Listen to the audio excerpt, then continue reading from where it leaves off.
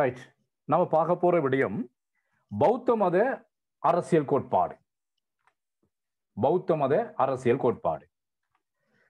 இதுல நாம அரசியல் கோட்பாடுகள் அல்லது அரசியல் சிந்தனைகளை பிரதானமாக இரண்டாக வகைப்படுத்தி நோக்கலாம். நாம நாம் பிஏயில் படிக்கின்ற அரசியல் தொடர்பான விடயங்களை, கோட்பாடுகளை, குறிப்பாக பகுதி 1 படிக்கின்ற அரசியல் தொடர்பான கோட்பாடுகளை பிரதானமாக இரண்டாக வகைப்படுத்தி நோக்குகின்றோம். ஒன்று கீழைத்தேய அரசியல் கோட்பாடுகள், மேற்கத்தேய அரசியல் கோட்பாடுகள். அப்ப அரசியல் கோட்பாடுகளை பிரதானமாக இரண்டாக வகைப்படுத்தி நோக்கிறோம். மேற்கத்தேய அரசியல் கோட்பாடுகள், கீழைத்தேய அரசியல் கோட்பாடுகள். மேற்கத்தேய அரசியல் கோட்பாடுகள் கிரேக்க காலம் தொடங்கி தற்காலம் வரையில் தற்காலம் வரையில் உள்ள அரசியல் சிந்தனைகளை உள்ளடக்குகிறது. அதாவது பிளேட்டோ, அரிஸ்டோட்டில் தொடங்கி தற்கால அரசியல் சிந்தனையாளர்கள் வரை இந்த மேற்கத்தேய அரசியல் சிந்தனை என்ற பகுதிக்குள்ளால உள்ளடங்குகிறது. கீழைத்தேய அரசியல் சிந்தனைகள் ஆசிய அரசியல் கோட்பாடுகளாக காணப்படுகின்றன. அப்ப கவனிங்க இருக்கின்றவர்கள், நாம அரசியல் கோட்பாடுகளை பிரதானமாக இரண்டாக வகைப்படுத்துறோம். ஒன்று மேலைத்தேய அரசியல் கோட்பாடுகள், கீழைத்தேய அரசியல் கோட்பாடுகள். அப்ப இந்த மேற்கத்தேய அரசியல் கோட்பாடுகள் என்று சொல்லுகின்ற பொழுது கிரேக்க காலத்தில் பிளேட்டோ, அரிஸ்டோட்டில் தொடக்கம் தற்கால அரசியல் சிந்தனையாளர்கள் கார்ல் மார்க்ஸ், லெனின், இப்படி தற்கால அரசியல் சிந்தனையாளர்கள் வரையுள்ள பகுதியினரையும், கீழைத்தேய அரசியல் சிந்தனைகள் என்று சொல்லுகின்ற பொழுது ஆசிய அரசியல் கோட்பாடுகளையும் அடையாளப்படுத்துகின்றார்கள். இந்த கீழைத்தேய அரசியல் சிந்தனைகளுள் பிரதானமானது சீன இந்திய அரசியல் சிந்தனைகள். அப்ப கீழைத்தேய அரசியல் சிந்தனைகள்ல பிரதானமான 2 சிந்தனைகள் காணப்படுகின்றன. அதுல ஒன்று இந்திய அரசியல் சிந்தனைகள், மற்றது சீன அரசியல் சிந்தனைகள். இதுல புராதன இந்திய அரசியல் சிந்தனைகளுள் இந்து மத, பௌத்த மத அரசியல் சிந்தனைகள் பிரதானமான இடம் வகிக்கின்றன. அப்ப இந்த கீழைத்தேய அரசியல் சிந்தனைகள்ல 2 வகையான அரசியல் சிந்தனைகள் காணப்படுகின்றன. ஒன்று இந்திய சார்பான அரசியல் சிந்தனை, சீன சார்பான அரசியல் சிந்தனை. இவற்றுள் இந்திய சார்பான அரசியல் சிந்தனைகளுள் இந்து மத, பௌத்த மத அரசியல் சிந்தனைகள் பிரதான இடம் வகிக்கின்றன. இந்த விடயங்கள் உங்களுக்கு கட்டாயம் தேவை. ஒரு வினாவுக்கு விடை எழுதுகின்ற பொழுது ஒரு அறிமுகம் ஒன்று தேவை. அந்த அறிமுகத்துக்கு இத்தகைய விடயங்கள் கட்டாயமாக தேவை. அப்ப இது ஒன்றும் பெருசா பாடமாக்க இல்லை. அரசியல் கோட்பாடுகள் நாம பிரதானமாக இரண்டாக வகைப்படுத்துறோம்: மேற்கத்திய அரசியல் சிந்தனை, கீழைத்திய அரசியல் சிந்தனை. மேற்கத்திய அரசியல் சிந்தனை எனப்படுவது பிளேட்டோ, அரிஸ்டோட்டில் காலம் தொடக்கம் தற்காலம் வரையில் காணப்படுகின்ற அரசியல் சிந்தனைகள். கீழைத்திய அரசியல் சிந்தனைகளாக நம்ம பார்க்கிறோம் ஆசிய நாடுகள்ல தோற்றம் பெற்ற அரசியல் சிந்தனைகள். அப்ப இந்த அவற்றுள் கீழைத்திய அரசியல் சிந்தனைகளுள் சீன இந்திய அரசியல் சிந்தனைகள் பிரதானமானன. அதில் இந்திய அரசியல் சிந்தனைகளுள் இந்து மத, பௌத்த மத அரசியல் சிந்தனைகள் பிரதான இடம் வகிக்கின்றன. இந்த கீழைத்திய சிந்தனையாளர்களுள் இந்தியாவில் கௌடில்யர், சீனாவில் கன்ஃபியூசியஸ் போன்றவர்களின் கருத்துக்கள் பிரதான இடம் வகிக்கின்றது. அப்ப கீழைத்திய சிந்தனையாளர்களுள் பிரதானமானவர்கள் இந்தியாவில் கௌடில்யர், சீனாவில் கன்ஃபூசியஸ். இவர்கள் 2 பேரும் பிரதானமானவர்கள். இனி நாம பார்க்கிறோம், இங்க நாம சிலபஸ்ல முதலாவதாக நம்ம பார்க்கிறோம் புராதன இந்திய அரசியல் சிந்தனைகள். கவனிக்கணும் இதில் இருக்கின்ற பயனாளர்கள், உங்களுக்கு வினாக்கள் வருகின்ற பொழுது கட்டாயமாக முதலாவது வினா அரசியல் சமூக கோட்பாடோடு தொடர்புடைய வினாவாக இருக்கும். அதற்கு எல்லோரும் ஆயத்தப்படுத்தியிருக்கீங்க பகுதி 1. இரண்டாவது வினா இந்த கீழைத்தேய அரசியல் சிந்தனைகளோடு சம்பந்தப்பட்ட வினாவாக இருக்கு. அது ஓர்டர் மாறுபடலாம், ஆனால் கீழைத்தேய அரசியல் சிந்தனைகள்ல இருந்து கட்டாயமாக ஒரு வினா வரும். அப்ப கீழைத்தேய அரசியல் சிந்தனைகளாக நாம பார்க்க போறோம். ஒன்று இந்திய அரசியல் சிந்தனைகள்ல பௌத்த மத சிந்தனையையும், இந்திய அரசியல் சிந்தனைகள்ல மற்றும் ஒன்றான கௌடில்யரின் அரசியல் சிந்தனைகளை. சீன அரசியல் சிந்தனை இதுவரையும் கேள்வி வந்ததில்லை, அதனால நம்ம படிக்க மாட்டோம். அப்ப இந்த கௌடில்யரையும் பௌத்த மதத்தையும் பத்தி பார்ப்போம். அப்ப இந்த கௌடில்யர் பௌத்த மதம் இரண்டையும் பார்த்தோம்னு சொன்னாலும் உங்களுக்கு அடுத்த வினா இரண்டாவது வினா பொலிட்டிக்கல்ல பகுதி 1 இதனோடு தொடர்புடைய வினாவாக இருக்கு. Right, okay.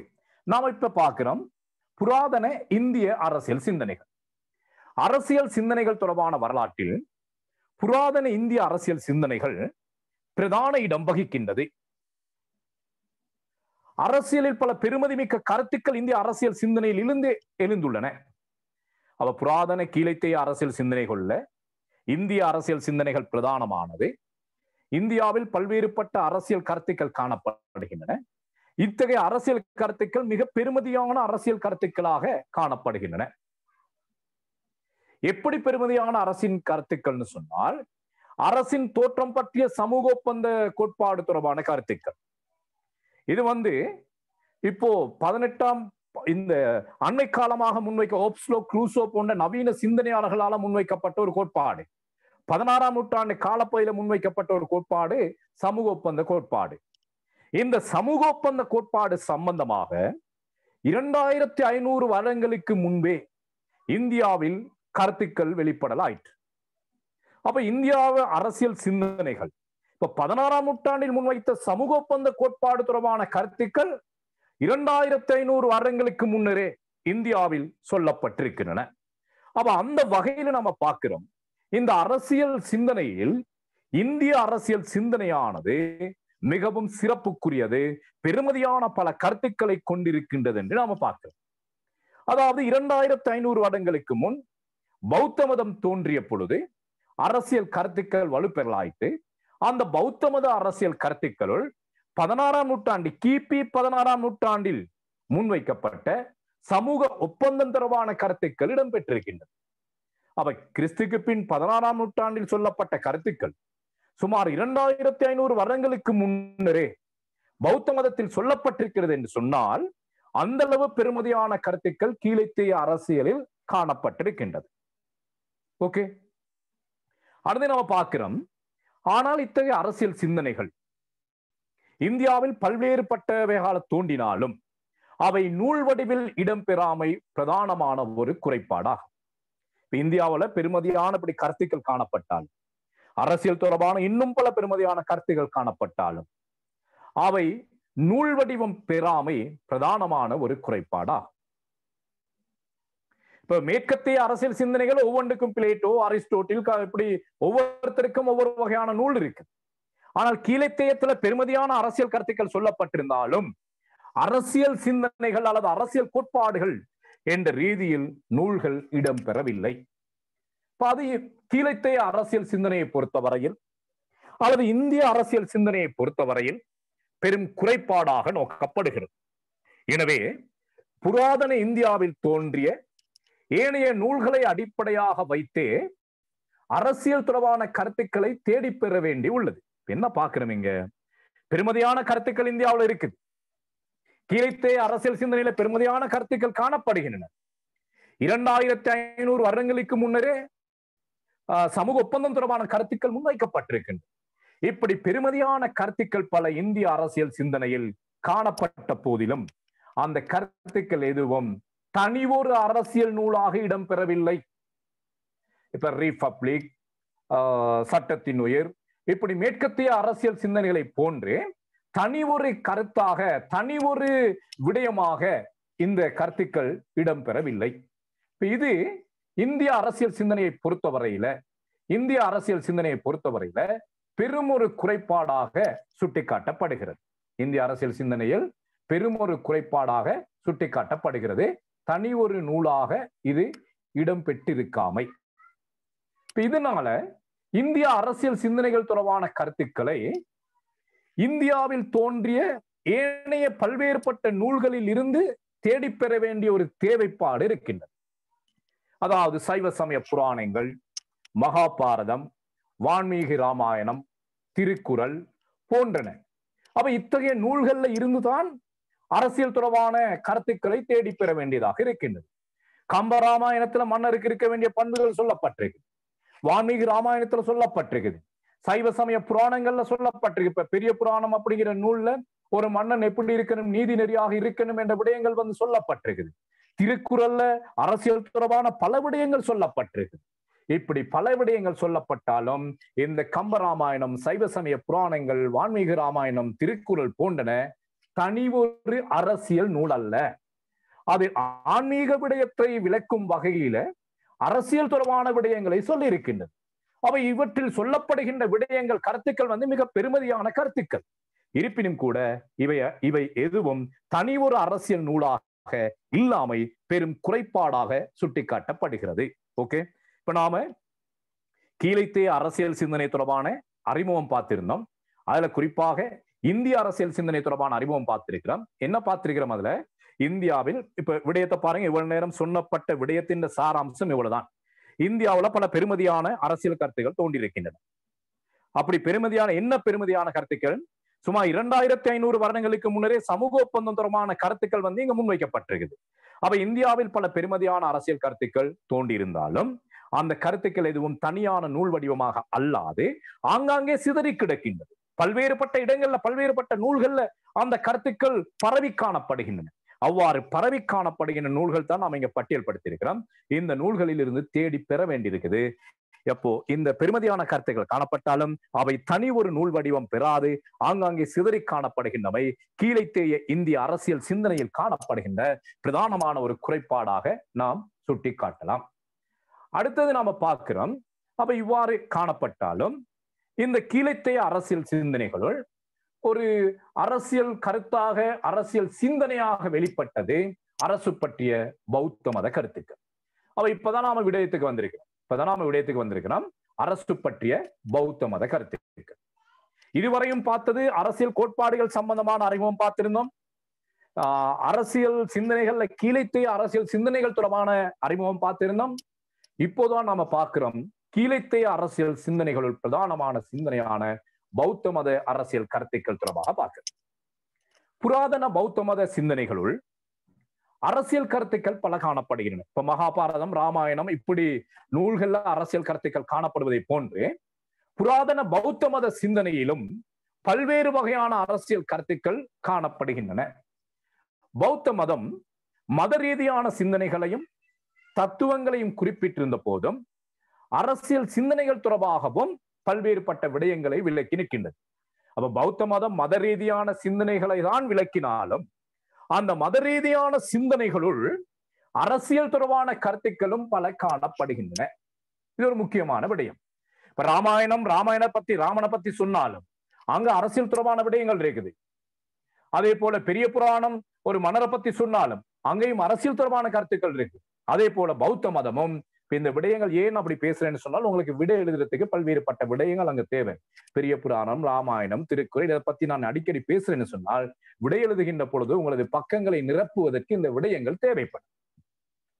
ஓகே, அப்ப நம்ம பார்க்கிறோம் பௌத்த மதம் மத ரீதியான சிந்தனைகளை வெளிப்படுத்தி இருந்தாலும் அந்த மத ரீதியான சிந்தனைகளுள் அரசியல் தொடர்பான பல சிந்தனைகளும் காணப்படுகின்றன. அப்ப இந்த புராதன இந்தியாவில் அரசியல் தொடர்பாக 3 வகையான கருத்துக்கள் முன்வைக்கப்பட்டுள்ளன. கீழைத்தேய புராதன இந்தியாவில் அரசியல் தொடர்பான 3 வகையான கருத்துக்கள் இருக்கின்றன. அவற்றுள் 2 பிராமணிய சம்பிரதாய முறையின் அடிப்படையிலும் மற்றையது தேராவாத பௌத்த மத சம்பிரதாய அடிப்படையிலும் அமைந்துள்ளது.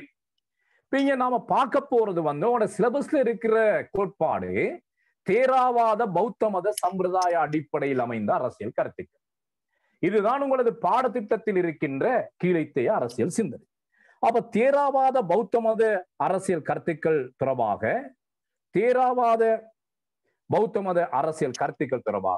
நாம் அடுத்ததாக பார்க்கிறோம். தேராவாத அடிப்படையில் சொல்லப்பட்ட கருத்துக்கள் ஏனைய கருத்துக்களை விட வித்தியாசமானது. ஏனைய கருத்துக்கள்னு சொன்னால் என்னது? நாம் பார்த்தோமே, திருக்குறள், பெரிய புராணம், கம்பராமாயணம், மகாபாரதம் இது போன்ற பல்வேறுபட்ட நூல்கள்ல அரசியல் தொடர்பான கருத்துக்கள் காணப்படுகின்றது. அந்த கருத்துக்களோடு ஒப்பிட்டு பார்க்கின்ற பொழுது இந்த தேராவாத அடிப்படையில் சொல்லப்பட்ட பௌத்த மத கருத்துக்கள் சற்று வித்தியாசமானது. என்ன வித்தியாசமானது? ஏனைய சமய கருத்துக்கள், ஏனைய நூல்கள்ல சொல்லப்பட்ட சமய கருத்துக்கள் சமூகத்தில் சிறப்பான ஆட்சியை நடத்த அரசுக்கு சமய ரீதியான அறிவுரைகளை வழங்கியிருக்கின்றது.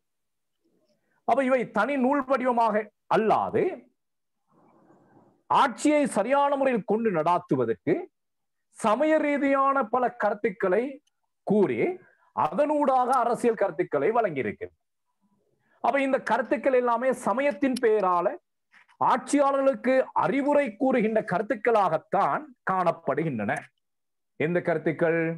நாம ஏற்கனவே பார்த்த திருக்குறள், மகாபாரதம், பெரிய புராணம், கம்பராமாயணம், வால்மீகி ராமாயணம், இது போன்ற நூல்களில் சொல்லப்பட்ட கருத்துக்கள் அனைத்தும் சமய கருத்துக்கள். சமூகத்தில் சிறப்பான ஆட்சியை நடத்த அரசுக்கு சமய ரீதியான அறிவுரைகளை வழங்கியுள்ளது. அவற்றின் மூலம் ஆன்மீக ரீதியான வளர்ச்சி எதிர்பார்க்கப்பட்டது. அங்கு ஆட்சியை கொண்டு நடத்த வேண்டும் என்ற தேவை இருக்கல அவர்களுக்கு. ஆட்சியை சரியான முறையில் கொண்டு நடாத்துவதற்கு அந்த கருத்துக்கள் சொல்லப்படும். அந்த நூல்கள்ல சொல்லப்பட்ட பிரதானமான விடயம் என்னன்னு சொன்னால், இந்த சமய ரீதியான ஆன்மீக ரீதியான விடயங்களை சரியான முறையில் முன்னெடுப்பதற்காகத்தான் அந்த கருத்துக்கள் முன்வைக்கப்பட்டன. ஓகே, அப்போ கீழைத்தேயத்தில் தோன்றிய அரசியல் கருத்துக்கள் எப்படிப்பட்ட கருத்துக்கள்? ஆன்மீக ரீதியான அறிவுரைகளை கூறுகின்ற கருத்துக்கள் தான் அரசியல் கருத்துக்களாக காணப்படும். ஆனால் இந்த பௌத்த மத கருத்து இதிலிருந்து முற்றிலும் வேறுபட்டது. இவை லௌகீக ரீதியான கருத்துக்களாக அமைந்துள்ளன. ஆன்மீகத்துக்கு எதிரானது லௌகீகம். அப்ப இது ஆன்மீக ரீதியான கருத்துக்களாக ஏனைய கருத்துக்கள் அமைந்திருக்க, இந்த பௌத்த மதம் தொடர்பான கருத்துக்கள் லௌகீக ரீதியான கருத்துக்களாக அமைந்துள்ளன. இது வித்தியாசம். ஏனைய சமய கருத்துக்களுக்கும் தேராவாத அடிப்படையில் பௌத்த மதம் சொல்லுகின்ற கருத்துக்கும் இடையிலான வேறுபாடு. அப்ப இது தொடர்பாக தீக நியாயத்தில், பௌத்த மதத்தில் இடம்பெறுகின்ற விடயங்களை தீக நியாயத்தில் இடம்பெறுகின்ற அக்கன சூத்திரம் அரசின் தோற்றம் பற்றி பின்வருமாறு கூறுகிறது. பௌத்த மதத்துல தீக நியாயத்தில் இடம்பெறுகின்ற அக்கன சூத்திரம் அரசின் தோற்றம் பற்றி பின்வருமாறு கூறுகிறது. கவனிய விடயத்தை. அரசியல், பொருளாதார, சமூக, உளவியல் தாக்கங்களே அரசின் தோற்றத்துக்கு காரணம் என்பதை பௌத்த மதம் விளக்குகிறது. அப்ப அரசு எதனால தோன்றியது? சமூகத்தில் ஏற்பட்ட அரசியல், பொருளாதார, சமூக, உளவியல் தாக்கங்கள், இவற்றில் ஏற்பட்ட சிக்கல்களின் காரணமாக அரசு தோன்றியதாக பௌத்த மதம் கூறுகிறது. அப்ப அரசின் தோற்றம் பற்றி பௌத்த மதம் என்ன சொல்லுகின்றது? சமூகத்தில் ஏற்பட்ட அரசியல், சமூக, பொருளாதார தாக்கங்களே அரசின் தோற்றத்துக்கு காரணம் என்பதை விளக்குகிறது. அதாவது நாடோடியாக அலைந்து திரிந்த ஆதி மனிதன் இயற்கையாக விளைந்த தானியங்களை புசித்து வந்தான். இயற்கையாக காடுகளில் இருந்த தானியங்களை உண்டு வாழ்ந்து வந்தான். ஆனால் காலப்போக்கில் பேராசை காரணமாக தன் தேவைக்கு மேலதிகமான தானியங்களை குவிக்கலானான். ஆரம்பத்துல எந்த பிரச்சனையும் இருக்கல்ல. மனிதன் காடுகள்ல காணப்படுகின்ற தாவரங்களை, காடுகளில் காணப்படுகின்ற இயற்கை தாவரங்களை உண்டு வாழ்ந்து வந்தான், புசித்து வாழ்ந்து வந்தான். அப்ப அந்த நேரத்துல எந்த பிரச்சனையும் இருக்கல. ஆனால் காலப்போக்கில் மனிதனின் பேராசை காரணமாக தன் தேவைக்கு மேலதிகமாக தானியங்களை குவிக்கலானான். அப்ப இங்க தானியங்களை குவிக்கின்றான், ஆனால் அவன் உற்பத்தியில் ஈடுபடவில்லை. உற்பத்தியில் ஈடுபடாத தானியங்களை குவித்ததன் காரணமாக ஆரம்பித்ததனால் அவை அருகி போகலாயின. ஆரம்பத்துல சாப்பிடுறதுக்கு மாத்திரம் பயன்படுத்தி வந்தான். இப்போ சாப்பாட்டுக்கு மேலதிகமாக தானியங்களை எடுத்து சேமிக்க ஆரம்பிக்கின்றான், தானியங்களை குவிக்க ஆரம்பிக்கின்றான். இவ்வாறு குவிக்க ஆரம்பிக்கின்ற பொழுது அந்த உற்பத்தியில் ஈடுபடாத இந்த பணிகளை செய்ததனால அந்த தானியங்கள் அருகி போகலாயின. அப்போது மனிதர்களிடையே அமைதியின்மையும் ஒழுங்கின்மையும் ஏற்படலாயிற்று. இங்க பாருங்க பாப்போம், என்ன காரணம்? பொருளாதார காரணம். தானியங்களை குவிக்க ஆரம்பித்த பொழுது தானியங்கள் இல்லாமல் போனது. சிலருக்கு இருக்கின்றது, சிலருக்கு இல்லாமல் போகின்றது. அப்போது மனிதர்களிடையே அமைதியின்மையும் ஒழுங்கின்மையும் ஏற்படலாயிற்று. பாருங்க, அழகா சொல்லப்படுது. அரசு எவ்வாறு தோன்றியது என்பது ஒரு கதை அழகா சொல்லப்பட்டிருக்கு. நீங்க சும்மா நோட்ஸை வாட்சி அப்படி விளங்காது, சொல்ற விடயத்தை கவனமான முறையில் கேட்டுக்கொள்ளும். அப்ப இதனை ஆராய்ந்து நிவர்த்திக்க மக்களோரிடத்தில் ஒன்று கூடி ஒரு உடன்பாட்டுக்கு வந்தனர். கவனியமானவர்களே, மக்களோரிடத்தில் ஒன்று கூடி உடன்பாட்டிற்கு வந்தனர். என்ன கோட்பாடு? சமூக ஒப்பந்த கோட்பாடு. 16ஆம் நூற்றாண்டுல ஓப்ஸ்லோக், ரூசோ போன்றவர்களால் முன்வைக்கப்பட்ட கோட்பாடு. உங்களது பாடத்திட்டத்தில் இருக்கு. நாம எதிர்வரும் காலங்கள் அவர்கள் 3 பேரையும் பத்தி படிப்போம். அப்ப 16ஆம் நூற்றாண்டுல முன்வைக்கப்பட்ட அந்த கருத்து சுமார் 2500 வருடங்களுக்கு முன்னரே இந்த பௌத்த மதத்தில் இடம்பெற்றிருக்கின்றன. சொல்லுகின்றார் என்னது, அதாவது தானியங்களை சேமித்ததனால சமூகத்தில் அமைதியின்மை ஏற்பட்டது, ஒழுங்கின்மை ஏற்பட்டது. இதனை ஆராய்ந்து நிவர்த்திக்க, இவற்றுக்கு தீர்வு காண மக்கள் ஓரிடத்தில் ஒன்று கூடி ஓர் உடன்பாட்டுக்கு வந்தனர். சரி, உடன்பாட்டின் அடிப்படையில் இயற்கை தானியங்களை தங்களிடையே பிரித்து நுகர ஆரம்பித்தனர். என்ன உடன்பாடு? இப்ப சொல்லுகின்றார்கள், ஒவ்வொருவரும் தான் நினைத்தபடி தானியங்களை சேமிக்க கூடாது. ஒரு ஒழுங்கு ஒன்று இருக்கு. அப்ப இயற்கையாக இருக்கின்ற தானியங்களை தங்களிடையே சமமாக பிரித்து நுகர வேண்டும் என்ற ஒரு உடன்பாட்டுக்கு வந்தனர். அப்ப இதான் ஒப்பந்தம். 16ஆம் நூற்றாண்டு செய்யப்பட்ட ஒப்பந்தம். கிறிஸ்துக்கு முன்னர் 2500 வருடங்களுக்கு முன்னர் அந்த ஒப்பந்தம் இடம்பெற்றிருக்கின்றது. தானியங்களை தங்களிடையே பிரித்து நுகர ஆரம்பித்தனர். இது முதல் ஒப்பந்தம் ஆகும். என்ன முதலாவது ஒப்பந்தம்? தானியங்களை தங்களிடையே பிரித்து நுகர வேண்டும் என்று மேற்கொள்ளப்பட்டது பௌத்த மதத்தில் இடம்பெற்ற முதலாவது ஒப்பந்தம். இவ்வொப்பந்தத்தின் மூலம் சமுதாயத்தில் அமைதி நிலவவில்லை. காரணம், தமது தானியங்களை நுகர்ந்த அதே வேளையில் சில மனிதர்கள் பேராசை காரணமாக அயலவர்களின் தானியத்தை திருட ஆரம்பித்தார். பாருங்க என்ன நடக்குது. எல்லாரும் பிரித்து எடுத்துக்கொள்ளும் சொல்லி உடன்பட்டார்கள், பிரித்தும் கொடுத்தார்கள், பிரித்தும் எடுத்தார்கள். ஆனால் சில பேராசை பிடித்தவர்கள் தமது தானியத்துக்கு மேலதிகமாக ஏனையவர்களின் தானியங்களை இப்போ திருட ஆரம்பிக்கின்றார்கள். ஏனையவர்களின் தானியங்களை திருட ஆரம்பிக்கின்றார்கள்.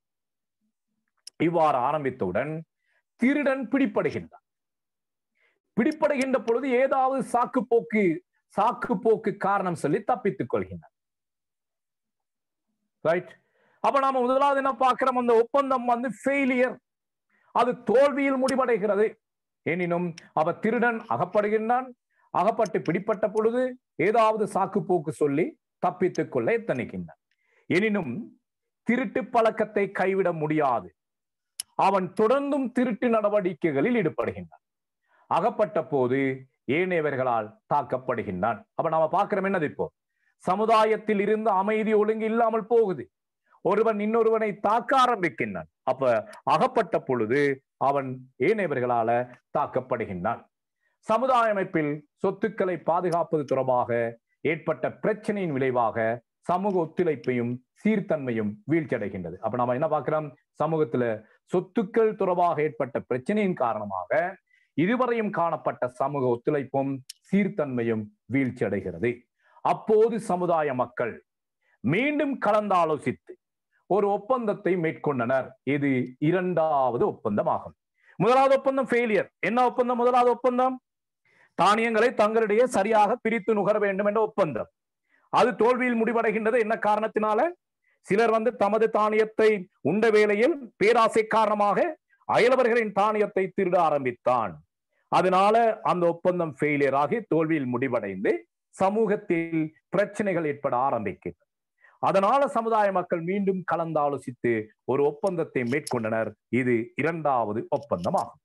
ஒப்பந்தத்தின் அடிப்படையில் தனியார் சொத்துடைமையில் வீழ்ச்சியடைந்த சமூக அமைதியினை, தனியார் சொத்துடைமை என்னது? ஒருவன் பேராசை காரணமாக இன்னொருவருடைய சொத்துக்களை அபகரிக்க முனைகின்ற பொழுது அங்க தனியார் சொத்துடைமை ஏற்படுகின்றது. அப்போ தனியார் சொத்துடைமையின் காரணமாக வீழ்ச்சி அடைந்த சமூக அமைதியினை நிலைநாட்ட மக்கள் தமக்குள்ளேயே ஓர் அதிகாரியை நியமித்துக் கொண்டனர். அவன் 3 பொருள்களில் அழைக்கப்பட்டான். மக்கள் அந்த முதலாவது ஒப்பந்தம் தோல்வியடையும், சமூகத்தில் பிரச்சனை ஏற்பட்டவுடன் மீண்டும் என்ன செய்கின்றார்கள்? தமக்கிடையே ஒரு அதிகாரியை நியமித்துக் கொண்டனர். அவன் 3 பொருள்களில் அழைக்கப்பட்டான். முதலாவது பார்க்கிறோம் ஆட்சியாளன். ஆட்சியாளன் அல்லது மகா சம்மத, மகா சம்பத்த. மக்கள் விருப்பின் அடிப்படையில் தெரிவு செய்யப்பட்டதனால் இவனுக்கு வழங்கப்பட்ட பெயர் ஆட்சியாளர் அல்லது மகா சம்பத்த. மக்கள் விருப்பின் அடிப்படையில் தெரிவு செய்யப்பட்டதனால இவனுக்கு வழங்கப்பட்ட பெயர்.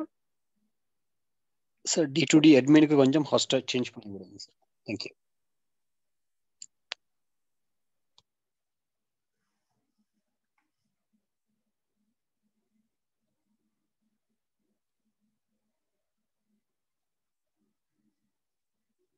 கவனிங்க, அப்ப இவன் மக்கள் சம்மதத்தின் அடிப்படையில தெரிவு செய்யப்பட்டதனால் ஆட்சியாளன் அவனுக்கு வழங்கப்பட்ட பெயர் வந்து ஆட்சியாளன். ஏன் இந்த ஆட்சியாளனை தெரிவு செய்தார்கள்? சொத்து தொடர்பான பிரச்சனைகளை நிவர்த்திப்பதற்காக. ஆகாவின் சொத்துக்களை பாதுகாப்பவன் என்பதனால் அவனுக்கு வழங்கப்பட்ட பெயர் சத்திரியன். முதலாவது மக்கள் சம்மதத்தினால தெரிவு செய்யப்பட்டதனால ஆட்சியாளர். ஏன் மக்கள் சம்மதத்தினால இவரை தெரிவு செய்தார்கள்? சொத்துக்களை பாதுகாப்பதற்கு. சொத்துக்களை பாதுகாப்பவன் என்பதனால் அவனுக்கு வழங்கப்பட்ட பெயர் சத்திரியன். தர்மத்தின் அடிப்படையில் அவன் செயற்படுவதனால அவனுக்கு பெயர் வந்து ராஜா. அப்ப பௌத்த மதத்தில் இரண்டாவது ஒப்பந்தத்தின் ஊடாக தெரிவு செய்யப்பட்ட ஆட்சியாளன் 3 பொருள்களில் அழைக்கப்படுகின்றான். ஆட்சியாளன், சத்திரியன், ராஜா என்று இது 3க்கான விளக்கமும் நாம பார்த்திருக்கிறோம். இவ்வாறு 3 பொருள்களில் அவன் அழைக்கப்பட்டான். அப்ப இங்கு சொத்துரிமையை பாதுகாக்கவும், வீழ்ச்சியடைந்த சமுதாயத்தினை சீர்திருத்தவும் அரசு என்ற தாபனம் மக்கள் விருப்பின் அடிப்படையில் தோற்றம் பெற்றதாக பௌத்த மதம் கூறுகிறது. இது என்ன கருத்து?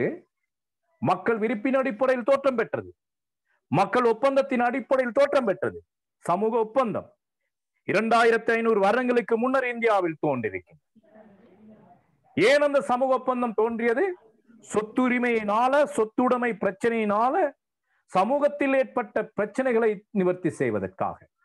இந்தியாவில் அரசு சமயத்தின் பெயரால் பாதுகாக்கப்பட்ட காலத்தில் நம்ம பார்த்தோமே, ராமாயணம், கம்பராமாயணம், திருக்குறள், பெரிய புராணம், மகாபாரதம், இது எல்லாமே அரசை சமயத்தின் பெயரால் பாதுகாக்கப்பட்ட காலப்பகுதியில் அதற்கு முற்றிலும் மாறுபட்ட வகையில் சமூகம் ஒரு ஒப்பந்தத்தின் விளைவாகவே அரசை தோற்றுவித்தது என பௌத்த மதம் கூறுகின்ற கருத்து புரட்சிகரமானது.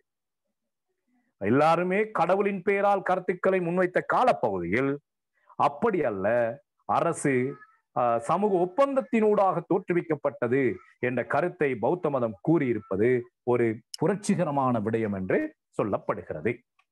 சரி, அரசின் தோற்றம் பற்றி பௌத்த மதம் பிற்காலத்தில் தோன்றிய ஓப்ஸ், லோக், ரூசோ போன்றவைகள் முன்வைத்த சமூக ஒப்பந்த கோட்பாட்டிற்கு இணையாக அமைகிறது. நாம ஏற்கனவே பார்த்திருக்கிறோம் அந்த விடயத்தை. பௌத்த மதத்தில் சொத்துரிமை தொடர்பான கருத்துக்கள் தெளிவாக இடம்பெற்றிருக்கின்றன. என்ன சொத்துரிமை தொடர்பான கருத்துக்கள்? ஆரம்பத்தில் இயற்கையாக விளைந்த தானியங்களை புசித்து வாழ்ந்து வந்தான், அப்பொழுது பிரச்சனை இருக்கல்ல. பேராசை காரணமாக அவன் என்ன செய்யறான்? தானியங்களை திருட ஆரம்பிக்கின்றான். அதாவது தேவைக்கு அதிகமான தானியங்களை சேமிக்க ஆரம்பிக்கின்றான். இதனால தானியங்கள் அருகி போகின்றது. ஆக சமுதாயத்தில் பிரச்சனை ஏற்படுகிறது. அப்பொழுது ஒப்பந்தம் செய்து கொள்கின்றார்கள். ஒப்பந்தம் என்னன்னு சொல்லி பார்த்தது. சரி, அடுத்து பௌத்த மதத்தில் சொத்துரிமை தொடர்பான கருத்துக்கள் தெளிவாக விளக்கப்பட்டுள்ளன. ஆரம்பத்தில் மனிதன் பேராசை காரணமாக சொத்துக்களை சேமிக்க ஆரம்பிக்கின்றான். இதனால் தனியார் சொத்துரிமை வலுப்பெற ஆரம்பித்தது.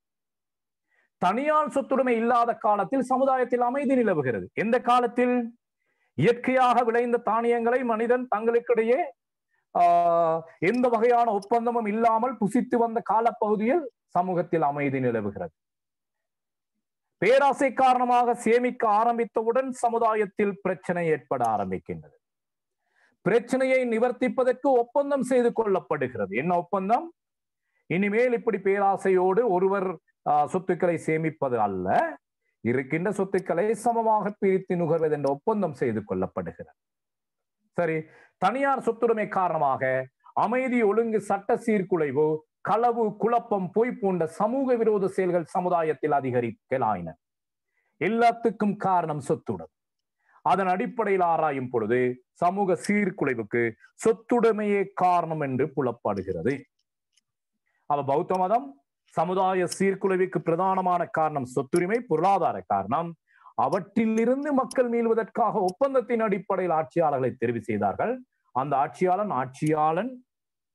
ராஜா, சத்திரியன் என்று 3 பொருள்களில் அழைக்கப்படுகின்றார். சரி, அதன் அடிப்படையில் ஆராய்கின்ற பொழுது நாம் ஏற்கனவே பார்த்திருக்கிறோம், சமூக சீர்குலைவுக்கு பிரதானமான காரணம் சொத்துரிமை என்ற விடயத்தை பௌத்த மதம் விளக்குகிறது. இப்ப இது என்ன பார்த்திருக்கிறோம்? அரசின் தோற்றம் தொடர்பாக பௌத்த மதம் கூறிய கருத்துக்கள் இதுவரையும் பார்த்திருக்கிறோம். அடுத்து இந்த அரசின் இயல்பு என்று சொல்லுகின்ற பொழுது பௌத்த மதம் ஆட்சியாளர்களுக்கும் பிரஜைகளுக்கும் இடையிலான பிரச்சனைகளை பற்றி விளக்குகின்ற பொழுது ஆட்சியாளருக்கும் மக்களுக்கும் இடையே காணப்படுகின்ற தொடர்புகள் பற்றி சொல்லுகின்ற பொழுது, தார்மீக மன்னரின் ஆட்சியில், தார்மீக மன்னன் நேர்மையான மன்னரின் ஆட்சியில் மக்கள் மகிழ்ச்சியாக வாழ்வார்கள் என்றும், மோசமான மன்னர் ஆட்சி காலத்தில், சின்ன ஒரு எழுத்துப்பில்லை, மோசமான மன்னர் ஆட்சி காலத்தில் குழப்பம் பஞ்சம் மேற்பன அதிகரிக்கும் என்றும் சொல்லப்படுகிறது. அப்ப பௌத்த மதம் என்ன சொல்லப்படுது? மக்களுக்கும் ஆட்சியாளருக்கும் இடையில இருக்கின்ற தொடர்புகள் சம்பந்தமாக சொல்லுகின்ற பொழுது, நல்ல நேர்மையான மன்னன் ஆட்சியில மக்கள் மகிழ்ச்சியாக இருப்பார்கள். ஆனால் மோசமான மன்னர் ஆட்சியில் அங்கு குழப்பம் பஞ்சம் என்பன அதிகரிக்கும். ஆனால் மோசமான மன்னன் ஆட்சிக்கு எதிராக என்ன செய்ய வேண்டும் என்று பௌத்த மதம் சொல்றது. இது ஒரு குறைபாடு. இருப்பினும் சில ஜாதக கதைகளில் துஷ்ட மன்னனுக்கு எதிராக குழப்பம் செய்து அவர்களை துரத்த முடியும் என கூறப்படுகிறது. அப்போ பௌத்த மதம் பிரஜைக்கும் மன்னனுக்கும் இடையிலான தொடர்பு சம்பந்தமா என்ன சொல்லுகின்றது? நேர்மையான மன்னன் ஆட்சியில் மக்கள் மகிழ்ச்சியாக இருப்பார்கள்.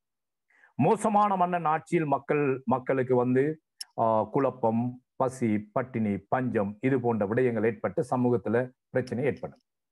ஆனால் அந்த மோசமான மன்னன் ஆட்சிக்கு என்ன செய்ய வேண்டும் என்று சொல்லல, சில ஜாதக கதைகளில் துஷ்ட மன்னனுக்கு எதிராக குழப்பம் செய்து அவர்களை துரத்த முடியும் என கூறப்படுகிறது. இவ்வாறு சொத்துடைமையோடு தொடர்புபடுத்தி பௌத்த மதம் தமது அரசியல் கருத்துக்களை வெளிப்படுத்துகிறது. அவர் சொத்துடைமையோடு தொடர்புபடுத்திதான் பௌத்த மதம் அரசியல் தொடர்பான கருத்துக்களை முன்வைக்கின்றது. இது தவிர பௌத்த மதம் அரசியல் தொடர்பாக பல்வேறுபட்ட விடயங்களை தெளிவுபடுத்துகிறது. பௌத்த மதம் அரசியல் தொடர்பாக பல்வேறுபட்ட விடயங்களை தெளிவுபடுத்துகிறது. அதுல ஒன்று நாம பார்க்கிறோம், பௌத்த மதம் உரிமைகளுக்கு முக்கியத்துவம் கொடுக்கின்றது. அவ உரிமைகளுக்கு 2500 வருடங்களுக்கு முன்னரே முக்கியத்துவம் கொடுக்குதுன்னு சொன்னால், இந்த கீழைத்தேய அரசியல் சிந்தனைகள் எவ்வளவு காத்திரமான அரசியல் சிந்தனைகள் என்பதை நாம் உணர்ந்து கொள்ள வேண்டும்.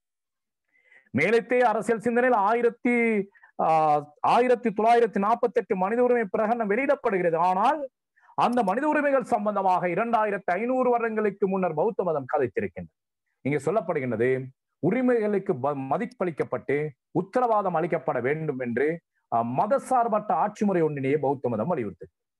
அப்ப இங்க சொல்லப்படுது, உரிமைகளுக்கு முக்கியத்துவம் கொடுக்கணும், மத ரீதியாக ஆட்சியை செய்யக்கூடாது. இப்போ நீங்க இலங்கையில பார்த்தீங்கன்னு சொன்னால் இத்தகைய ஆட்சி நடக்குது. எந்த விடயங்கள் ஆட்சியை தீர்மானிக்கின்ற விடயம் உங்களுக்கு தெரியும். இப்ப தற்காலத்துல ஜனாசா எரிப்போடு தொடர்புபடுத்தி நீங்க பார்க்கலாம், ஆட்சியை எது தீர்மானிக்கின்றது என்று நீங்க பார்க்கலாம். ஓகே, ஆனால் அந்த காலத்திலே பௌத்த மதம் இப்படி மத ரீதியாக விடயங்களை பார்க்க கூடாது. அது அந்த ஆட்சி நடைமுறைகள் மதசார்பற்ற ஆட்சி முறையாக இருக்க வேண்டும், மக்களின் உரிமைகளுக்கு முக்கியத்துவம் கொடுக்கப்பட வேண்டும் என்ற கருத்தை வலியுறுத்துகின்றது. இது முக்கியமான ஒரு கருத்து. தனியார் சொத்துடைமையும் பொருளாதார அபிவிருத்திக்கான தனியார் முயற்சிகளையும் அனுமதிக்கின்ற பௌத்த மதம் பொதுநல ஆட்சியுடன் கூடிய சமத்துவத்தையும் வலியுறுத்துகிறது. அப்ப நம்ம பார்க்கவே, முதலாவது சொத்துக்களை ஒவ்வொருத்தரும் எடுத்துக்கொள்ளலாம்னு சொல்லப்பட்டது தானியங்கள். அப்ப அது என்னது? தனியார் சொத்துடைமை. ஒவ்வொருத்தரும் தமக்கு தேவையான சொத்துக்களை பிரித்து எடுத்துக்கொள்ளலாம் என்ற விடயம் என்னது? தனியார் சொத்துடைமை. ஆனால் அந்த சொத்துக்களை எப்படி பிரிக்கணும் என்று சொல்லப்பட்டது? சமமாக பிரித்து கொள்ள வேண்டும், சமத்துவம். ஆக உரிமைகள் சமத்துவம் தொடர்பாக பௌத்த மதம் 2500 வருடங்களுக்கு முன்னரே சொல்லியிருக்கு.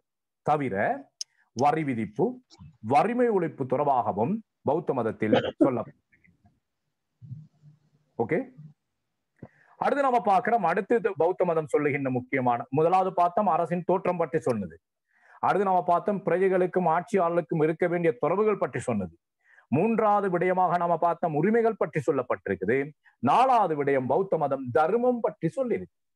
பௌத்த மதத்தில் தர்மம் என்ற எண்ணக்கரு முதன்மை பெறுகிறது. தர்மத்தை அரசியல் செயற்பாட்டை வழிநடத்தி செல்கின்ற அடிப்படை சட்டமாக பௌத்த மதம் குறிப்பிடுகின்றது. தர்மத்தை அரசியல் செயற்பாட்டை வழிநடத்தி செல்கின்ற தர்மத்தின் அடிப்படையில தான் அரசியல் செயற்பாடு இடம்பெற வேண்டும் என்பதை பௌத்த மதம் குறிப்பிடுகின்றது. அத்துடன் அதிகாரத்தை பெற்றுக்கொள்ளல், பயன்படுத்தல் தொடர்பான விடயங்களிலும் பௌத்த மதம் தர்மத்தை வலியுறுத்துகிறது.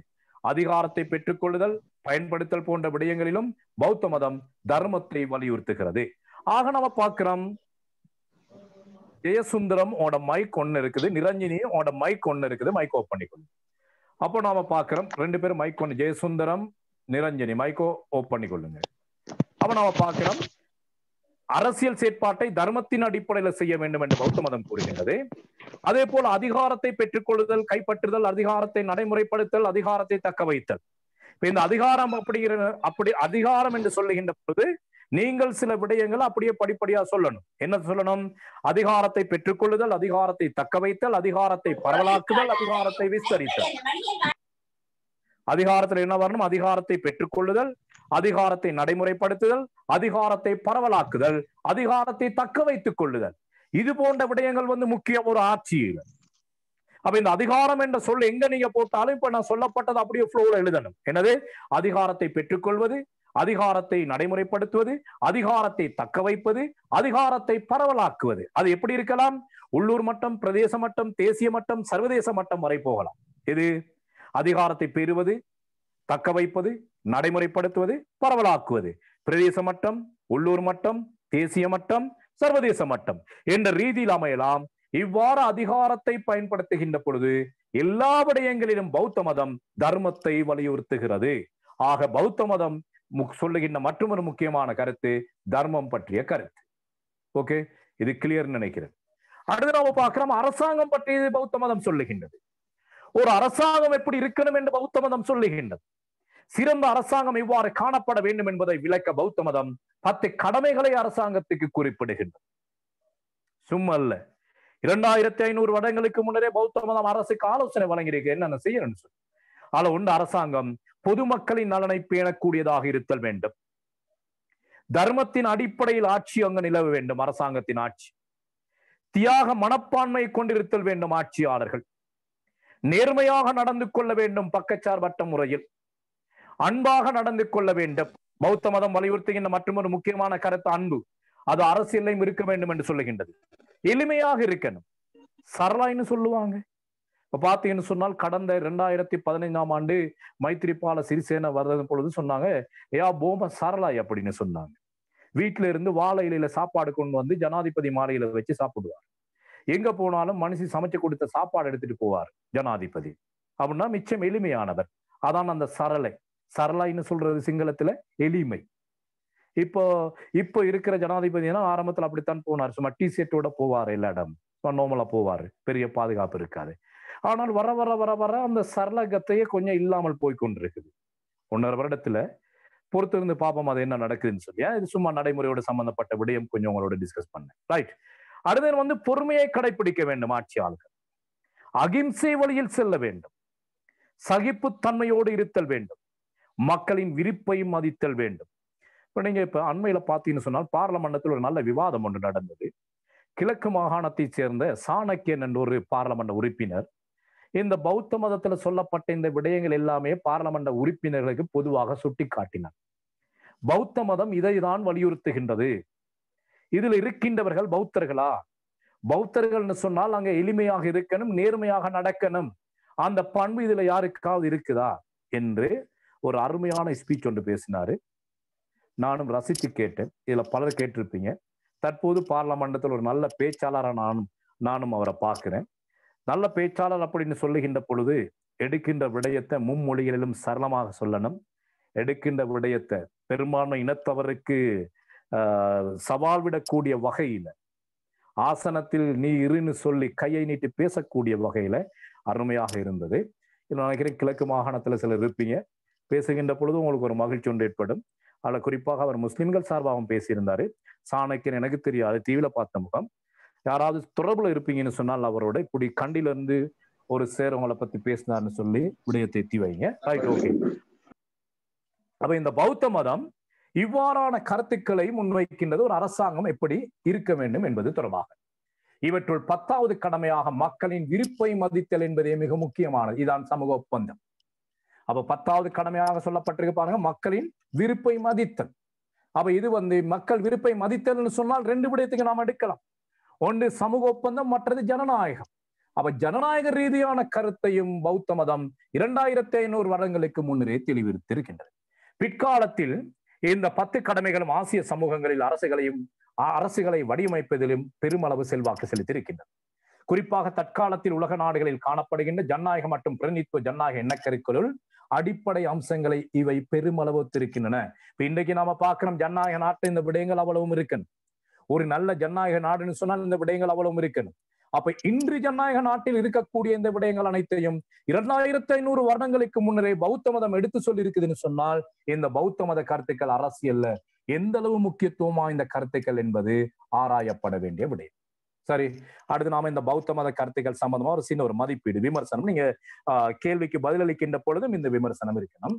பௌத்த மத அரசியல் கருத்துக்கள் மேற்கத்திய அரசியல் சிந்தனைகளை போல கோட்பாட்டு அடிப்படைகளை அதிகம் கொண்டிருக்கவில்லை. அவை மாறாக ஆட்சியாளர்களுக்கு ஆலோசனை கூறுவதாகவும் சமூகத்துல நல்வாழ்வை ஏற்படுத்துவது எப்படி என்பது சம்பந்தமாகத்தான் சொல்லியிருக்கின்றது. ஆகவே பௌத்த மதம் தனியொரு அரசியல் சிந்தனை நூல் அல்ல. அது மட்டுமன்றி அரசியல் மற்றும் சமூக கருத்துக்களுக்கு அடிப்படையான மரபு ரீதியான நியதிகளையும் பெருமதிகளையும் பௌத்த மதம் குறிப்பிடுகிறது. இவை நவீன ஜனநாயக சிந்தனைகளின் அடிப்படையாகவும் காணப்படுகின்றன. ஆயினும் பிற்காலத்தில் சில நாடுகளில் பௌத்த மதம் அரச மதமாகவும் சமூக வன்முறைக்கான அடிப்படையாகவும் கொள்ளப்பட்டமை பெரிதும் விமர்சிக்கப்படுகின்றது. தற்போது விடயம் அதை நான் இங்க போட்டிருக்கேன். அவை இப்படிப்பட்ட அகிம்சைவாத நல்ல கருத்துக்களை உடைய இந்த பௌத்த மதம் தற்போது சில நாடுகளை, குறிப்பாக இலங்கை போன்ற நாடுகள்ல இந்த பௌத்த மதத்தை வன்முறைக்காகவும் இனவாதத்துக்காகவும் பயன்படுத்துகின்ற ஒரு போக்கு காணப்படுகின்றது. இது விமர்சன ரீதியாக ஆராயப்படுகின்றது. அடுத்து, பௌத்தம் ஒரு மதமாக அன்றி தத்துவமாக இருந்து நவீன அரசியல் கருத்துக்களின் வளர்ச்சிக்கு பங்களித்திருக்கின்றது. பார்த்தமே, சமூக ஒப்பந்த கோட்பாட்டுக்கு பௌத்த மதம் அத்திவாரம் இட்டிருக்கின்றது. அப்ப இது ஒரு மதமாக இல்லை, அரசியல் கருத்து வலுப்பெறுவதற்கு இது பங்களிப்பு செலுத்தியிருக்கின்றது. ஆயினும் ஆரம்பத்தில் பௌத்த மத கருத்துக்களை அதிகம் கொண்டிருந்ததனால் மேற்கத்திய அரசியல் சிந்தனைவாதிகளால் இது ஏற்றுக்கொள்ளப்படவில்லை. அப்ப இந்த பௌத்த மதம் மத ரீதியான கருத்துக்களை அதிகமாக கொண்டிருந்ததுனால இதனை ஒரு அரசியல் சிந்தனையாக மேற்கத்தியவாதிகள் ஏற்றுக்கொள்ளவில்லை. எனினும் பிற்கால ஐரோப்பிய சிந்தனைகளில் வளர்ச்சிக்கும் ஜனநாயக புரட்சிக்கும் இந்த பௌத்த மத கருத்துக்கள் பெரிதும் உதவி இருக்கின்றன. சரி, இந்த விடயங்கள் அவ்வளவும் நாம இன்று கவனிக்க. கேள்வி எப்படி கேட்கலாம்? கீழைத்தேய அரசியல் சிந்தனை வளர்ச்சிக்கு பௌத்த மதம் வழங்கிய பங்களிப்பினை ஆராய்க. அடுத்தது, அரசின் தோற்றம் பற்றி பௌத்த மதம் கூறுகின்ற கருத்துக்களை ஆராய்க. அரசின் இயல்பு, அரசின் பண்புகள் தொடர்பாக பௌத்த மதம் கூறுகின்ற கருத்துக்களை ஆராய்க. இந்திய அரசியல் சிந்தனைகள்ல பல பெருமதியான அரசியல் கருத்துக்கள் சொல்லப்பட்டிருந்த போதிலும் அந்த கருத்துக்கள் எதுவுமே தனியொரு நூல் வடிவமாக இடம்பெறவில்லை. மாறாக பல்வேறுபட்ட நூல்கள்ல இருந்து தேடி எடுக்க வேண்டிய ஒரு தேவைப்பாடு இருந்தது என்று பார்த்தோம்.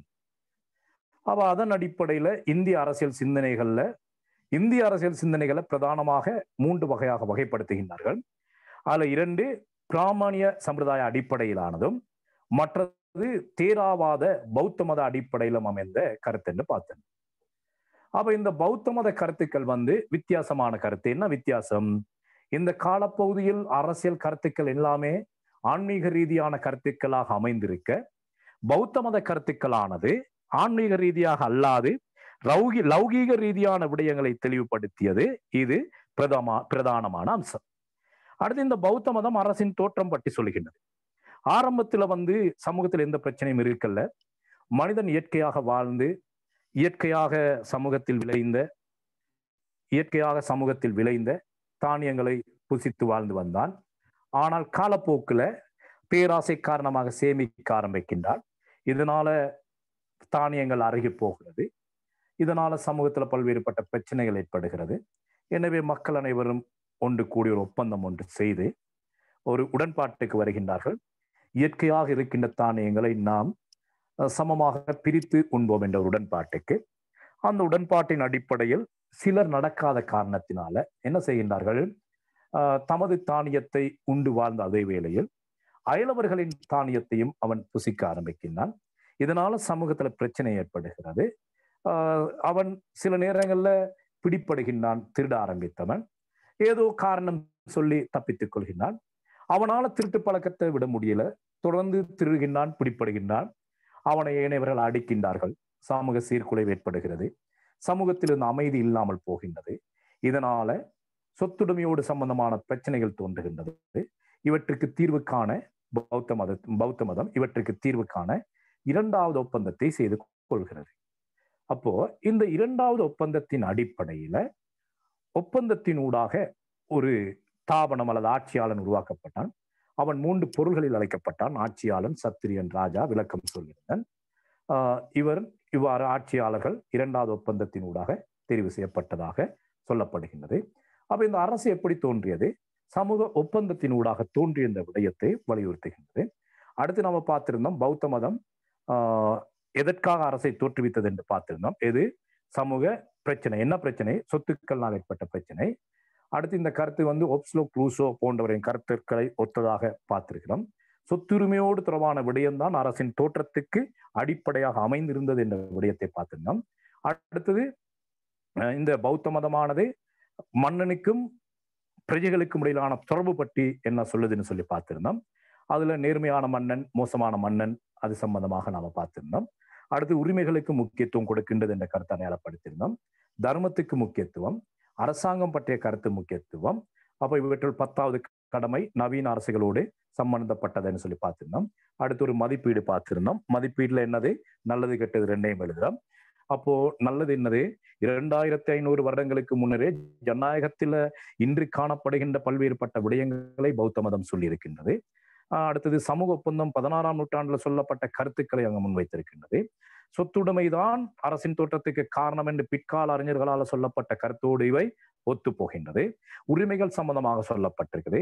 சமத்துவம், தர்மம் என்பன சம்பந்தமாக சொல்லப்பட்டிருக்குது. இருந்தாலும் இதுல காணப்படுகின்ற பிரதான பிரச்சனை என்னன்னு சொன்னால், இவை எதுவுமே நூல் வடிவில் இல்லை. ஏனைய விடயங்களிலிருந்து தேடி பெற வேண்டியதாக இருக்கின்றது. சமய கருத்து, இவை அரசியல் கருத்துக்களாக அல்லாது சமய கருத்துக்களாக முன்வைக்கப்பட்டிருக்கின்ற காரணத்தினால உலகளாவிய ரீதியில் இதற்கான அங்கீகாரம் குறைவாக காணப்படுகின்றது என்ற ரீதியில நாம இன்றைய வகுப்பு இந்த கிளாஸ் ஓகே. நாம கடந்த கிளாஸ்ல தேசிய காங்கிரஸ் உருவாக்கத்தோட நாம நிப்பாட்டியிருந்தோம். 1900ஆம் ஆண்டில் ஆரம்பித்து 1919ஆம் ஆண்டு தேசிய காங்கிரஸ் உருவாக்கத்தோடு நாம எமது வகுப்பை கடந்த கிளாஸ்ல முடித்திருந்தோம். அப்ப நாம தேசிய காங்கிரஸ் தொடர்பாக இன்னும் சில விடயங்களை மீட்டல் செய்து கொண்டு, நீங்கள் ஏற்கனவே படித்த விடயத்தை மீட்டல் செய்து கொண்டு நாம தொடர்ந்தீர்ச்சியாக அடுத்த விடயத்துக்கு செல்லாம எண்ணுகின்றேன். ரைட். உங்களுக்கு தெரியும் தேசிய காங்கிரஸ் 1915ஆம் ஆண்டு கண்டி கம்பளையில் ஏற்பட்ட சிங்கள முஸ்லிம் இனக்கலவரத்தை தொடர்ந்து இளமிளைஞர் கழக தலைவர்கள் அனைவரும் பிரித்தானியரால் கைது செய்யப்பட்டதனால் தேசிய இயக்கம் முற்றாக வீழ்ச்சி அடைந்தது. நாம் பார்த்தோம், கலால் இயக்கம் முற்றாக வீழ்ச்சி அடைந்தது. இந்நிலையில் 1917ஆம் ஆண்டு காலப்பகுதியில் விடுதலை அடைந்த இளமிளைஞர் கழக தலைவர்கள் 1800 நாம் ஏற்கனவே சொல்லப்பட்ட விடயம், அதனால கொஞ்சம் வேகமா போறேன். 1818ஆம் ஆண்டு யாப்பு சீர்திருத்த மகாநாடு ஒன்றை கூட்டினர். இம்மகாநாட்டில் இலங்கை சீர்திருத்த சங்கம், தேசிய சங்கம், கரையோர சங்கம், இஸ்லாமிய சங்கம் போன்ற பல்வேறுபட்ட அமைப்புகளும் கலந்து கொண்டன. மகாநாட்டில் 2 வகையான முக்கியமான விடயங்கள், ஒன்று அரசியல் சீர்திருத்தம் ஒன்றை பெறுவதாக இலக்காக கொண்டும் பொதுசன அபிப்பிராயத்தை வெளிப்படுத்துவதற்காகவும். இது 2 தான் முக்கியம். அரசியல் சீர்திருத்தங்களை பெற்றுக்கொள்வது, பொதுசன அபிப்பிராயத்தை வெளிப்படுத்துவது, அடுத்த எதிர்கால நடவடிக்கைகளை முன்னெடுத்து செல்வது. இது 2 முக்கியம். அத்தோடு இலங்கையின் எதிர்கால நடவடிக்கைகளை முன்னெடுத்து செல்வது என்பன போன்ற விடயங்களை முன்னெடுத்து செல்வதற்காக 1918ஆம் ஆண்டு எடுக்கப்பட்ட தீர்மானத்தின் பிரகாரம் 1919ஆம் ஆண்டு டிசம்பர் மாதம் 11ஆம் தேதி ஏற்படுத்தப்பட்ட அமைப்பு தான் இந்த தேசிய காங்கிரஸ் ஆகும். அப்ப இது 18ஆம் ஆண்டு எடுக்கப்பட்ட தீர்மானத்துக்கு அமைய உருவாக்கப்பட்ட அமைப்பு தான் தேசிய காங்கிரஸ். இந்த தேசிய காங்கிரஸ் உருவாக்கப்பட்டமைக்கான காரணம் என்னன்னு சொல்லி அடுத்து பார்த்தோம். தேசிய காங்கிரஸ் என்றால் என்னன்னு பார்த்தோம். அடுத்து உருவாக்கப்பட்டமைக்கான காரணம் என்னன்னு சொல்லி பார்த்தோம். 1915ஆம் ஆண்டு இளமிளைஞர் கழக தலைவர்கள் அனைவரும் கைது செய்யப்பட்டதனை தொடர்ந்து தேசிய இயக்கமானது வீழ்ச்சி அடைந்தது. நாம் பார்த்தோமே, பல்வேறுபட்ட தலைவர்களும் விக்டர் குரையா, டோகி சொய்சா, கொல்வினா டி சில்வா, என்எம் பெரேரா, அநாயரிக தர்மபாலா, இப்படி பலரும் கைது செய்யப்பட்டதனை தொடர்ந்து இந்த கலால் இயக்கமானது, தேசிய இயக்கமானது முற்றாக வீழ்ச்சி அடைந்தது. கலால் இயக்கங்களின் வீழ்ச்சியுடன் தேசிய இயக்கம் இல்லாமல் போன காரணத்தினால சீர்திருத்தங்களை கூற ஒரு அமைப்பு அற்ற நிலை ஏற்படுகிறது. எனவே இந்த குறைபாட்டை நிவர்த்திக்கும் வகையில், அதாவது தேசத்தை பிரதிநிதித்துவப்படுத்தக்கூடிய ஒரு அமைப்பொன்றை உருவாக்கும் வகையில் இந்த தேசிய காங்கிரஸ் உருவாக்கப்பட்டது. இந்த தேசிய காங்கிரசின் தோற்றத்துக்கு மற்றொரு காரணியாக திகழ்வது சிங்கள முஸ்லிம் இனக்கலவரத்தை அடக்குவதற்கு பிரித்தானியரால் மேற்கொள்ளப்பட்ட கொடூர நடவடிக்கை. உங்களுக்கு தெரியும், பிரித்தானியர் சிங்கள முஸ்லிம் இனக்கலவரத்தை அடக்குவதற்காக மார்சலோ சட்டத்தை பிறப்பித்து இளமுலைஞர் கழக தலைவர்களை கைது செய்யும்படியும் கழகக்காரர்களை கண்டிடத்தில் சுட்டுத் தள்ளும்படியும் கட்டளை பிறப்பித்திருந்தார்கள். இதன் காரணமாக பல அப்பாவி மக்களின் உயிர்கள் பறிக்கப்பட்டது. இளமுலைஞர் கழக தலைவர்கள் பலர் கைது செய்யப்பட்டு சிறையிடப்பட்டார்கள். பிரித்தானியரின் இத்தகைய நடவடிக்கைக்கு பிரதானமான காரணம் என்னது? சுதேசிய மக்கள் மத்தியில் காணப்பட்ட புரிந்துணர்வு இன்மை. அப்போ உண்மையிலேயே ஆர்ப்பாட்டம் மேற்கொள்ளப்பட்டது பிரித்தானியருக்கு முஸ்லிம்களின் பார்வையில் தமக்கு எதிராக தென்பட்டது புரிந்துணர்வு இன்மை. அப்ப இத்தகைய புரிந்துணர்வை ஏற்படுத்த வேண்டும் என்பதற்காக தேசிய ரீதியான ஒரு அமைப்பை ஏற்படுத்த வேண்டும் என்ற நோக்கத்தின் காரணமாக தேசிய காங்கிரஸ் உருவாக்கப்பட்டது. அடுத்து நம்ம பார்த்திருந்தோம், 1917ஆம் ஆண்டு ஆகஸ்ட் மாதம் 20ஆம் தேதி பிரித்தானியரால் இந்தியாவுக்கு வழங்கப்பட்ட மொண்டேக் செம்ஸ்பர்ட் என்ற அரசியல் சீர்திருத்தம். இந்த சீர்திருத்தமானது இந்தியாவுக்கு அதிகப்படியான உரிமைகளையும் சலுகைகளையும் பெற்றுக் கொடுப்பதாக அமைந்திருந்தது. ஆனால் இவ்வாறானது ஒரு சீர்திருத்தம் இந்த காலப்பகுதியில் இலங்கைக்கு வழங்கப்படவில்லை. வழங்கப்படாமைக்கான காரணம் என்னது? சீர்திருத்தம் கோருவதற்கு எந்த ஒரு அமைப்பும் இல்லை. எனவே எதிர்வரும் காலங்களிலாவது இத்தகைய சீர்திருத்தங்களை பெற்றுக்கொள்ள வேண்டும் என்ற நோக்கில் தேசிய காங்கிரஸ் உருவாக்கப்பட்டது. அப்ப தேசிய காங்கிரஸ் உருவாக்கப்படுவதற்கு பிரதானமான 3 காரணம். 1, தேசத்தை பிரதிநிதித்துவப்படுத்திய இயக்கம் இல்லாமல் போனது. 2, சுதேசிய மக்களிடையே காணப்பட்ட புரிந்துணர்வின்மை. 3வது பிரதானமான காரணம் 17ஆம் ஆண்டு ஆகஸ்ட் மாதம் 20ஆம் தேதி பிரித்தானியரால் இந்தியாவுக்கு வழங்கப்பட்ட மொண்டேக் செம்ஸ்பர்ட் என்ற அரசியல் சீர்திருத்தம். இது தவிர எதிர்வரும் காலங்களில் சீர்திருத்தம் கோருவதற்காக உருவாக்கப்பட்டது. இது தவிர தேசிய காங்கிரசின் உருவாக்குவதற்கு பின்வரும் காரணிகளும் துணையாக அமைந்திருந்தன. என்ன அந்த பின்வரும் காரணிகள்? அல்ல பாருங்க பாப்போம். தொழிலாளர்களின் வாழ்க்கை தரத்தை உயர்த்துதல், இலங்கையின் உள்ளூராட்சி நிர்வாகத்தை சீர் செய்தல், இலங்கைக்கென தனியான பல்கலைக்கழகம் ஒன்றினை நிறுவுதல், 14 வயதுக்குட்பட்ட சகலருக்கும் பாடசாலை கல்வியை கட்டாயமாக்குதல், இதுல 1-2 பாடமாக்கிக்கொள்ளுங்க. சட்டசபையில் சுதேச உறுப்பினர்களின் எண்ணிக்கை அதிகரித்தல், உள்ளூர் உற்பத்தி திறனை அதிகரிக்க செய்தல், தொழிற்சங்கம் அமைக்கும் உரிமைகளை பெற்றுக் கொடுத்தல், தேசிய வருமானத்தில் இருந்து அதிக தொகையை கல்விக்காக ஒதுக்குதல். அப்ப இது போன்ற நோக்கங்களை, மேற்கூறப்பட்ட 3 நோக்கங்களோடு இது போன்ற நோக்கங்களை அடைந்து கொள்வதற்காக இந்த தேசிய காங்கிரஸ் உருவாக்கப்பட்டது. இந்த தேசிய காங்கிரஸ் உருவாக்கப்பட்ட பொழுது அதன் தலைவராக சேர்பொன் அருணாசலம் தெரிவு செய்யப்பட்டார். அப்ப இந்த விடயம் நாம போன கிளாஸ்ல பார்த்திருந்தோம். இலங்கை பெரும்பான்மையாக சிங்கள மக்களை கொண்ட ஒரு நாடு. அப்படி சிங்கள மக்களை கொண்ட ஒரு நாட்டில் ஒரு முக்கியமான ஒரு கட்சி, அப்ப தேசிய காங்கிரஸ் அப்படிங்கிற முக்கியமான ஒரு அமைப்பு, கட்சி இல்லாதனால அமைப்பு தான் கட்சி. இப்ப பொதுப்பெரமுன கட்சி போல, பொதுப்பெரமுன கட்சி, ஐக்கிய தேசிய கட்சி போல அந்த காலத்தில் கட்சி இல்லாதனால அதன் பணிகளை ஆற்றுவதற்காக உருவாக்கப்பட்ட ஒரு அமைப்பு இந்த தேசிய காங்கிரஸ். இப்படிப்பட்ட ஒரு அமைப்பின் தலைமைத்துவம் சிறுபான்மை இனத்தை சார்ந்த அருணாசலத்துக்கு வழங்கப்பட்டிருக்கு. சரி, அப்ப இது ஏன் இப்படி வழங்கினார்கள்? ஆராயப்பட வேண்டிய விடயம். இப்படி வழங்கியது ஆராயப்பட வேண்டிய விடயம். அதுக்கு முதலாவது காரணம் சொல்லப்படுது. 15ஆம் ஆண்டு சிங்கள முஸ்லிம் இனக்கலவரம் ஏற்படுவதற்கு பிரதானமான காரணம் சுதேசிய மக்களிடையே காணப்பட்ட புரிந்துணர்வின்மை. இதனை பிரித்தானியர் தமக்கு சார்பாக பயன்படுத்தி கொண்டார்கள். மார்சலோ சட்டத்தின் மூலம் இலங்கையர்களை மோசமாக தாக்கினார்கள். இத்தகையதொரு சம்பவம் இனி ஏற்படாது தடுக்க வேண்டுமாயின் சுதேசிய மக்கள் ஒற்றுமையாக இருக்க வேண்டும் என்ற எண்ணத்தில், இலங்கை வாழ் மக்கள் ஒற்றுமையாக இருக்க வேண்டும் என்ற எண்ணத்தில் இப்படிப்பட்ட முக்கியமான பதவி சேர்ப்பொன் அருணாசலத்துக்கு வழங்கப்பட்டது. ஒற்றுமையாக வாழ்கின்றோம் என்பதை பிரித்தானியருக்கு பறைசாற்றுவதற்காக, நாங்கள் இன ரீதியாக ஒற்றுமையாக இருக்கிறோம் என்பதை பிரித்தானியருக்கு எடுத்து காட்டுவதற்காக இந்த தலைமைத்துவ பதவி அவருக்கு வழங்கப்பட்டது. அடுத்து நாம பார்க்கிறோம், தலைமைத்துவ பதவி வழங்கப்பட்டமைக்கான மற்றொரு காரணமாக அமைவது, சேர்பொன் அருணாசலத்துக்கு தலைமைத்துவ பதவி வழங்குவதற்கு மற்றொரு காரணமாக அமைவது, இந்த காலப்பகுதியில் இந்த அமைப்பை கொண்டு நடாத்துவதற்கு ஆளுமை தகுதி இவரை தவிர வேறு யாருக்கும் இல்லை என்று ஒரு காரணமும் சொல்லப்படுகிறது. இவர்தான் பொருத்தமான ஒரு நபர், இவரை விட்டால் வேறு நபர்கள் இல்லை, இவர்தான் இதற்கு பொருத்தம் என்ற ரீதியில் தலைமைத்துவம் வழங்கப்பட்டதாக சொல்லப்படுகிறது. நியமிக்கப்பட்டது இவருக்கான தலைமைத்துவம். அடுத்தது நாம பார்க்கிற மூன்றாவது காரணம் உதாரணமாக நாம பார்க்கிறோம். 15ஆம் ஆண்டு கைது செய்யப்பட்ட இளமிளைஞர் கழக தலைவர்களின் விடுதலைக்காக பாடுபட்டவர் சேர்ப்பொன் ராமநாதன், இவரின் சகோதரர். அந்த சேர்ப்பொன் ராமநாதனுக்கு செய்கின்ற ஒரு பிரதி உபகாரமாக, நன்றி கடனாக இந்த சேர்ப்பொன் அருணாசலத்துக்கு இந்த பதவி வழங்கப்பட்டதாக சொல்லப்படுகிறது. அப்ப 3 காரணம் என்ன பார்த்திருந்தோம். ஒன்று,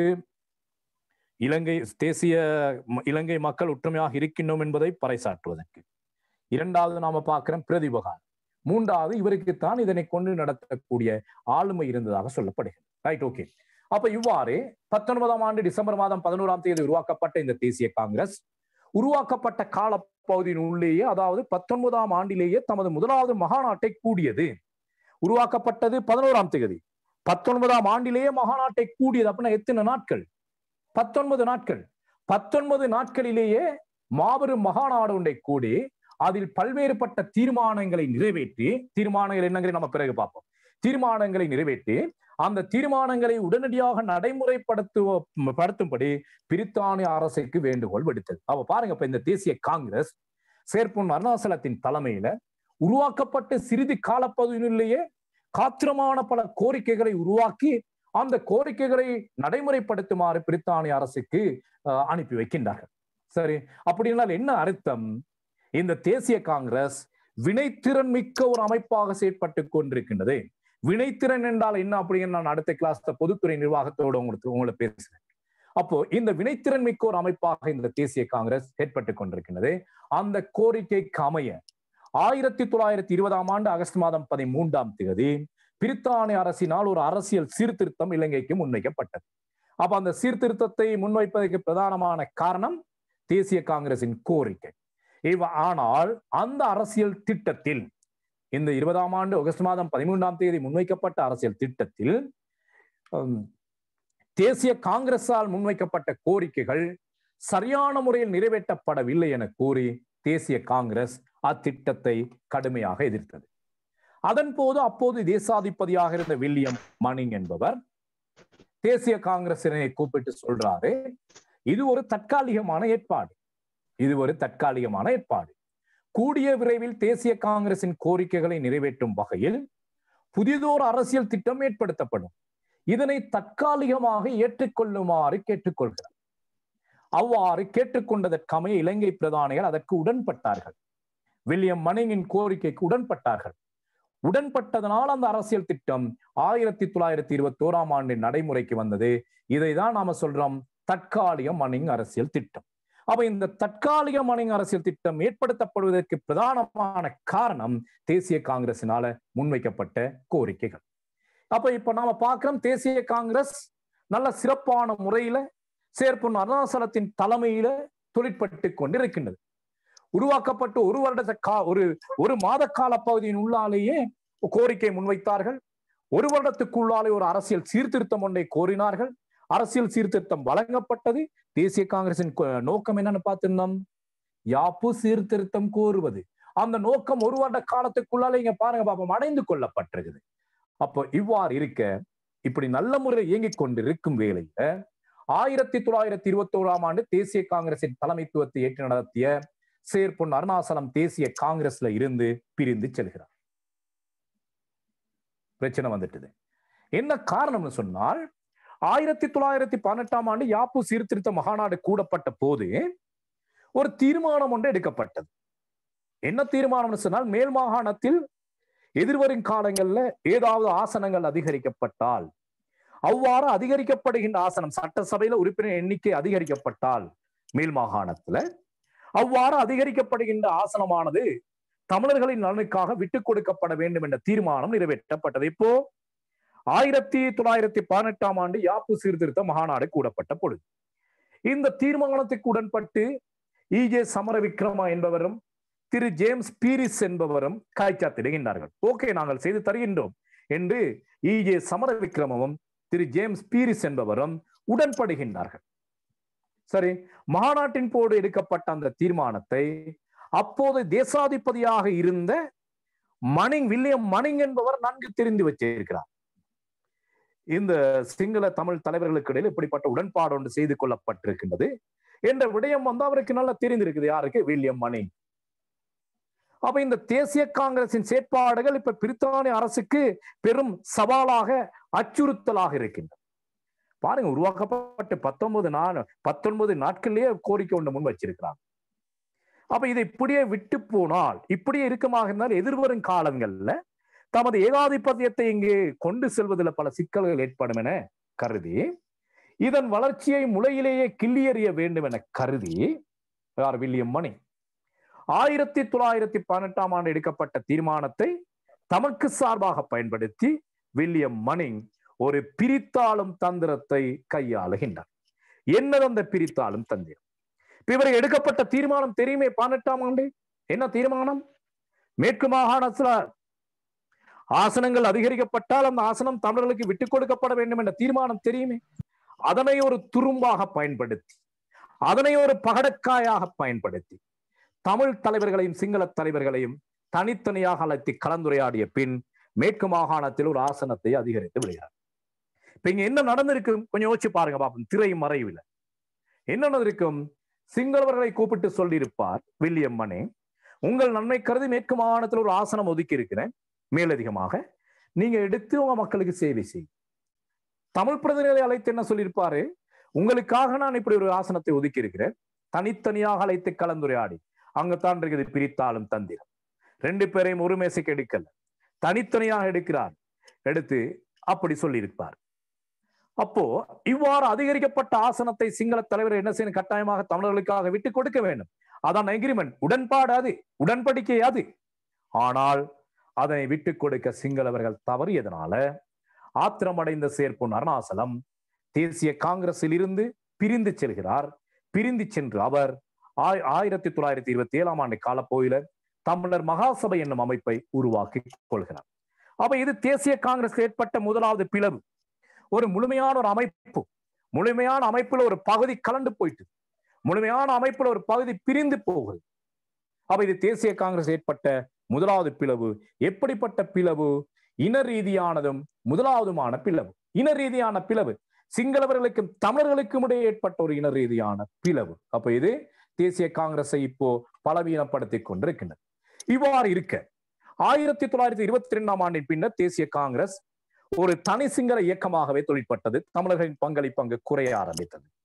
அப்ப இனப்பிரச்சனைக்கான அத்திவாரம் 1921ஆம் ஆண்டு இங்கு விடப்பட்டிருக்கிறது. இனப்பிரச்சனைக்கான அத்திவாரத்தை இட்டவர் யார்? வில்லியம் மணிங் என்பவர். அதற்கு உடந்தையாக இருந்தவர் யார்? திரு ஜேம்ஸ் பீரிஸும் ஈஜே சமரவிக்ரம என்பவர். அவ இனப்பிரச்சனை 1921ஆம் ஆண்டிலே தமிழ் சிங்கள இனப்பிரச்சனை இலங்கையில் ஆரம்பிக்கப்பட்டு விட்டது. இவ்வாறு இருக்க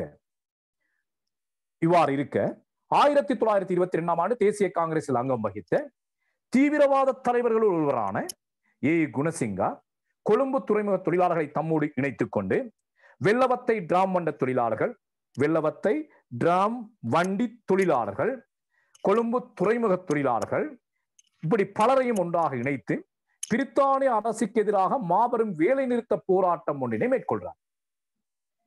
அப்ப இலங்கையில நடந்த பாரியதொரு வேலை நிறுத்த போராட்டம் அந்த காலப்பகுதியில். அந்த வேலை நிறுத்த போராட்டமானது ஏ குணசிங்கா எதிர்பார்த்ததை விட அமோக வெற்றியை அவருக்கு தந்தது. அவரது கோரிக்கை நிறைவேற்றப்பட்டு விட்டது. அவர்கள் என்ன இலக்குக்காக வேலை நிறுத்தத்தை மேற்கொண்டார்களோ அந்த இலக்கு அங்கு நிறைவேற்றப்பட்டு விட்டது.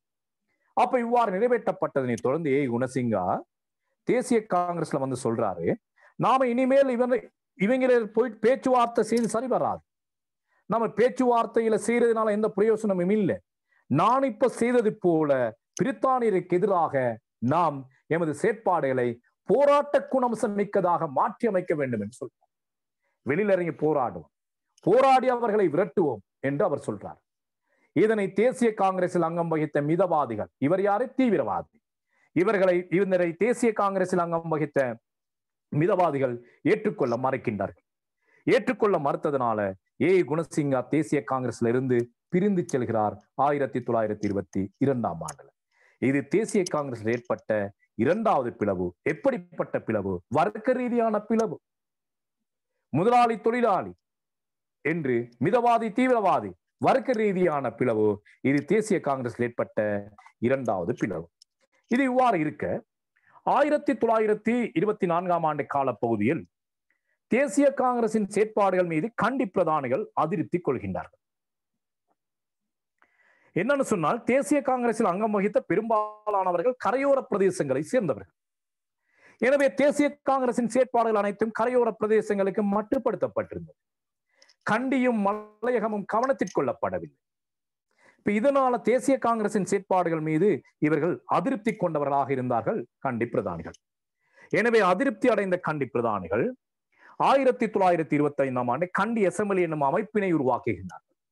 கண்டி அசெம்பிளி என்னும் புதியதொரு அமைப்பினை உருவாக்கி இங்கு தேசிய காங்கிரசின் செயற்பாடுகளை மலையகத்திற்கும் விஸ்தரிக்கும் வகையில் இலங்கையை ஒரு சமஷ்டி நாடாக மாற்ற வேண்டும் என்ற தீர்மானத்தை நிறைவேற்றி அந்த தீர்மானத்தை 1926ஆம் ஆண்டில் தேசிய காங்கிரஸில் சமர்ப்பிக்கின்றார்கள்.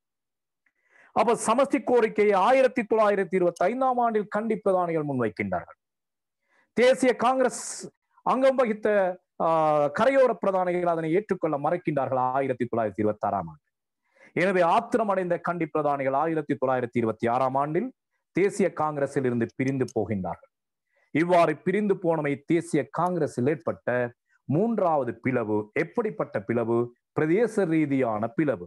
முதலாவது இன ரீதியான பிளவு, இரண்டாவது வர்க்க ரீதியான பிளவு, மூன்றாவது பிரதேச ரீதியான பிளவு. இவ்வாறு இருக்க 1927ஆம் ஆண்டு காலப்பகுதியில் SWRD பண்டாரநாயக்க சந்திரிகாட அப்பா அவர் சொல்றாரு, பள்ளின கலா அவர் சந்திரிகாட அப்பா SWRD பண்டாரநாயக்க ஏன் நீங்க நம்ம அழகப்படுத்துறோம், அவரும் கரையோர பிரதேசத்தை சார்ந்தவர். அவரும் சொல்றாரு, பள்ளின கலாசார தன்மை கொண்ட இலங்கை போன்ற நாட்டிற்கு சமஷ்டி ஆட்சி முறையை பொருத்தமானது என்ற கருத்தை முன்வைக்கிறார். பாருங்க.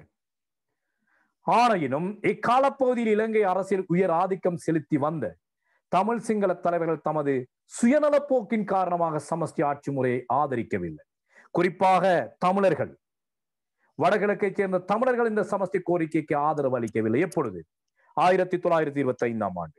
கண்டி பிரதானிகளோடு சேர்ந்து அவர்கள் சமஷ்டி கோரிக்கைக்கு ஆதரவு அளித்திருந்தால் சில நேரங்கள் அப்பொழுது சமஷ்டி ஆட்சி முறை இலங்கைக்கு கிடைத்திருக்கு. இந்த தமிழ் தலைவர்கள் நினைத்தார்கள், சமஷ்டி ஆட்சி முறையை உருவாக்கினால் தமது செல்வாக்கு வடகிழக்கோடு மட்டுப்படுத்தப்பட்டுவிடும், இலங்கையில் ஏனைய பாகங்களில் தமது செல்வாக்கு இருக்காது என்ற ஒரு சுயநலத்தின் காரணமாக இந்த தமிழ் தலைவர்கள் அந்த காலப்பகுதியில் கண்டியர்களோடு சேர்ந்து சமஷ்டி ஆட்சி முறைக்கு ஆதரவு அளிக்கவில்லை. எப்படி காட்டி கொடுத்த தலைவர்கள் என்று பாருங்கள். ஆனால் இந்த தமிழ் தலைவர்கள் தற்போது அவர்களின் பரம்பரையினர் சமஷ்டி ஆட்சி முறையை கோருகின்றார்கள். இலங்கையில் இனப்பிரச்சனைக்கு தீர்வாக சமஷ்டி ஆட்சி முறை வேண்டும் என்று கோருகின்றார்கள். சிங்களவன் கொடுத்த போது வாங்கல்ல, சிங்களவனோடு சப்போர்ட் பண்ணி அதை வாங்க தயாராக இருக்கல சுயநலவாதி. இப்பொழுது அவன் இல்லைன்னு சொல்றான், இப்பொழுது கேட்கின்றார்கள். அவ தருகின்ற பொழுது வேண்டாம் என்றார்கள், அவன் தர மாட்டேன் என்று சொல்லுகின்ற பொழுது தாய் என்று கேட்கின்றார்கள். இதுதான் நாட்டின் பிரச்சனைக்கு காரணம். ஆக பிரச்சனைக்கு, இனப்பிரச்சனைக்கு காரணம் அப்பொழுது சிங்கள தலைவர்கள் மட்டுமல்ல, அப்போது இலங்கை அரசியலில் ஆதிக்கம் செலுத்தி வந்த தமிழர்களும் முக்கியமான காரணம். இது நேரடியான வகுப்பாக இருக்குமா? இது சம்பந்தமா நீங்க என்னோட ஆகி பண்ணலாம், நான் அதுக்கு தகுந்த காரணங்களை உங்களோட ஆகி பண்ணலாம். இப்ப அதுக்கு நமக்கு டைம் இல்லை. எக்ஸாமுக்காக விடைகள் எழுதி கொண்டு போகும். ஓகே, இப்ப இதுல இருப்பீங்க, இதுக்கு மாற்று கருத்து சொல்றவங்க பலர் இருப்பீங்க, பலதரப்பட்டவர்கள் இருப்பீங்க. அதுக்கு மாற்று கருத்தை என்னால சொல்ல முடியும். நீங்க சொல்றதுக்கு ஒரு நல்ல ஒரு விவாதமாக இந்த விடயத்தை நாம கொண்டு செல்லலாம். அது நேரடியான ஒரு வகுப்பாக இருந்தால் அல்லது சூம்லையும் அதை நாம செய்யலாம். உங்களுக்கு எக்ஸாமுக்கு இன்னும் ஒரு வருடம் இருக்குமாக இருந்தால் பிப்ரவரியில எக்ஸாம் வைத்துக்கொண்டு பரீட்சைக்கு சம்பந்தமான ஒரு வாதத்தை நான் இங்க மேற்கொள்ள விரும்பல. அதனால நான் அடுத்த விடயத்துக்கு போறேன். சரி, அப்போ அதே போல அப்ப இது 1926ஆம் ஆண்டு ஏற்பட்டது என்னது? மூன்றாவது பிளவு, பிரதேச ரீதியான பிளவு. 1922ஆம் ஆண்டு தேசிய காங்கிரஸ் இருந்து பிரிந்து போறார் யாரு? கே குணசிங்க. பிரிந்து போன இவர் நடேசையரின் துணையோடு 1928ஆம் ஆண்டில் தொழிற்கட்சி என்னும் அமைப்பினை உருவாக்கி கொள்கிறார். 1928ஆம் ஆண்டு நடேசையரின் தலைமையில் தொழிற்கட்சி என்னும் அமைப்பு உருவாக்கப்படுகிறது இலங்கையில். ரைட், இது இவ்வாறு இருக்க 1930ஆம் ஆண்டில் உலக பெருமந்தம் ஏற்படுகிறது. உலகளாவிய ரீதியில் ஏற்பட்ட பெருமந்தம் இது ஐரோப்பாவில் ஏற்பட்டு, இது ஐக்கிய அமெரிக்காவில் ஏற்பட்டு பின்னர் படிப்படியாக ஐரோப்பிய ஆசிய நாடுகளுக்கும் பரவ ஆரம்பிக்கின்றது. அமெரிக்காவில் ஏற்படுகிறது. இப்ப இருக்கிற அந்த COVID-19 ஹுவான் நகரில் ஏற்பட்டது போல இந்த பெரும்பஞ்சம் அமெரிக்காவில் ஏற்பட்டு பின்னர் அது ஐரோப்பிய, ஆசிய, ஆப்பிரிக்க எல்லா நாடுகளுக்கும் வியாபிக்க ஆரம்பித்தது. இவ்வாறு வியாபிக்க ஆரம்பித்தவுடன் ஐரோப்பியர் தமது நாடுகளில் ஏற்பட்ட பெரும் மந்தத்தை, பஞ்சத்தை ஈடு செய்வதற்காக தமது கட்டுப்பாட்டின் கீழ் இருந்த காலனித்துவ நாடுகளில் பல்வேறுபட்ட நடவடிக்கைகளை மேற்கொண்டார்கள். தமது நாட்டில் இருக்கிற தமது நாட்டு மக்களை பாதுகாக்கணும் என்பதற்காக அவர்கள் அடிமைப்படுத்தி வைத்திருந்தார்கள் நாடுகள்.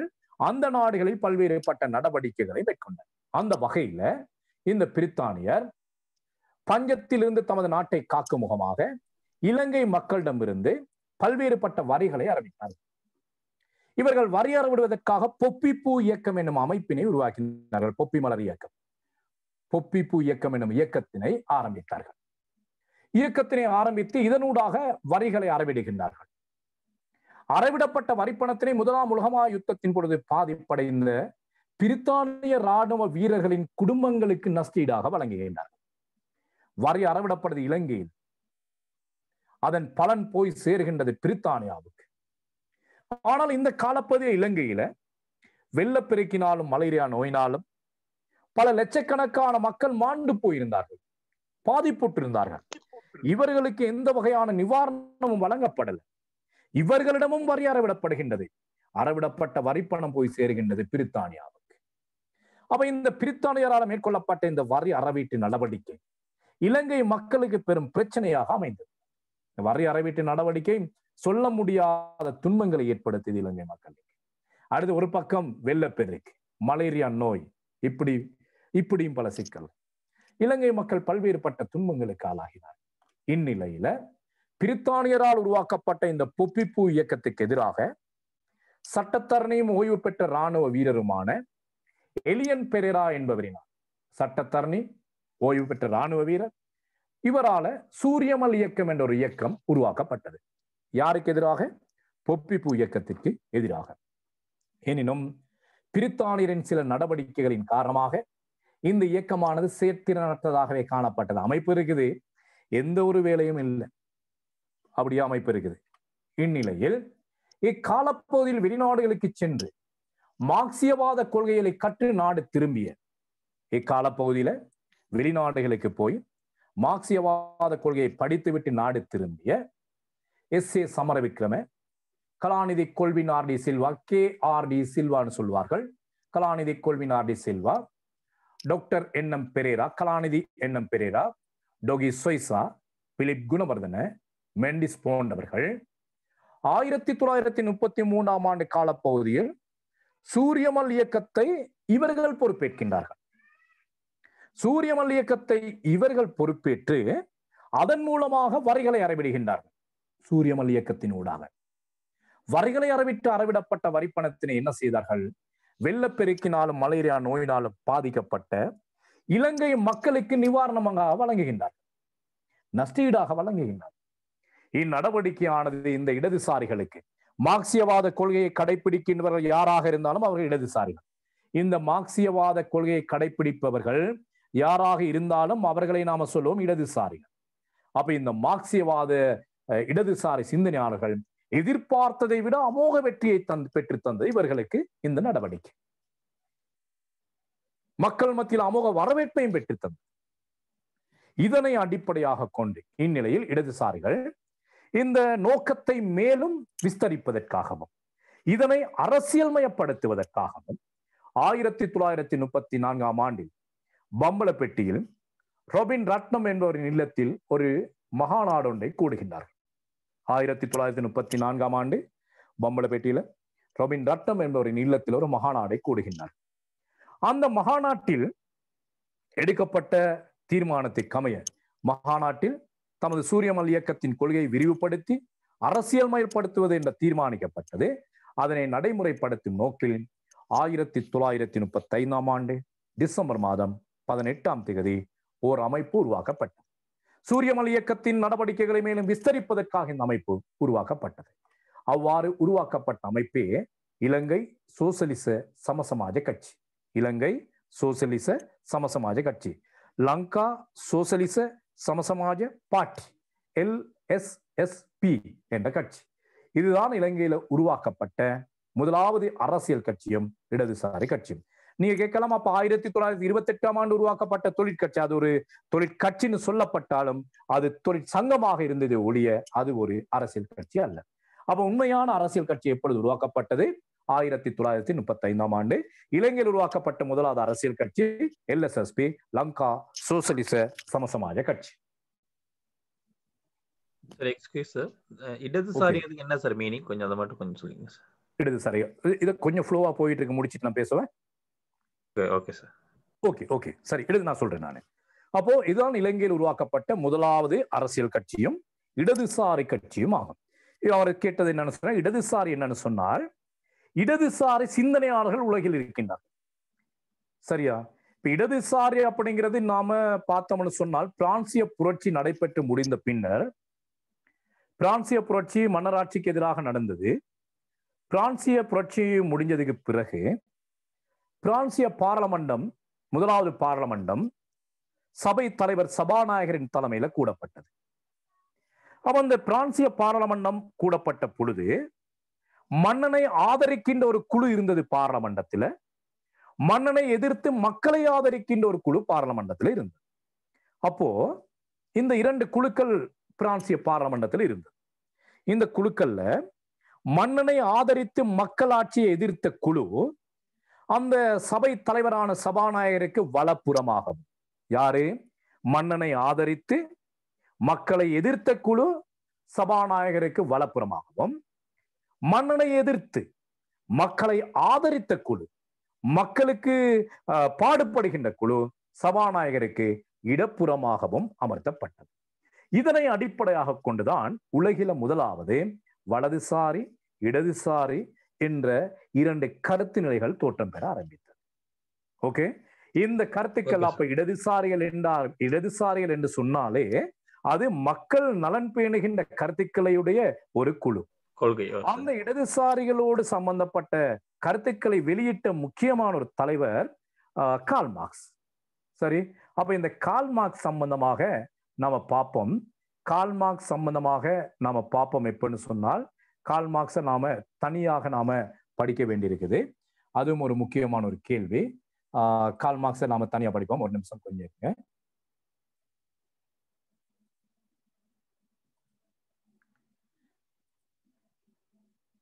கார்ல் மார்க்ஸை நாம தனியா படிப்போம். அது ஒரு முக்கியமான ஒரு கேள்வி, பிறகு நாம பார்ப்போம். அப்ப இந்த கார்ல் மார்க்ஸால முன்வைக்கப்பட்ட கருத்து தான் உலகத்துல தோன்றிய முதலாவது இடதுசாரி சிந்தனைகள். அதுக்கு பிறகு கார்ல் மார்க்ஸை தொடர்ந்து லெனின், மாவோ சேது, ட்ரொட்ஸ்கி, பிடல் காஸ்ட்ரோ, சே குவேரா இப்படி பலர் கருத்துக்களை வெளியிட்டார்கள். அப்ப இவ்வாறான கருத்துக்களை தான் நாம சொல்லுவோம் இடதுசாரி சிந்தனை. அந்த இடதுசாரி சிந்தனைகளை கடைபிடிக்கின்ற கட்சி இடதுசாரி கட்சி. தம்பி கேள்வி கேட்டீங்க, கிளியரா இப்போ?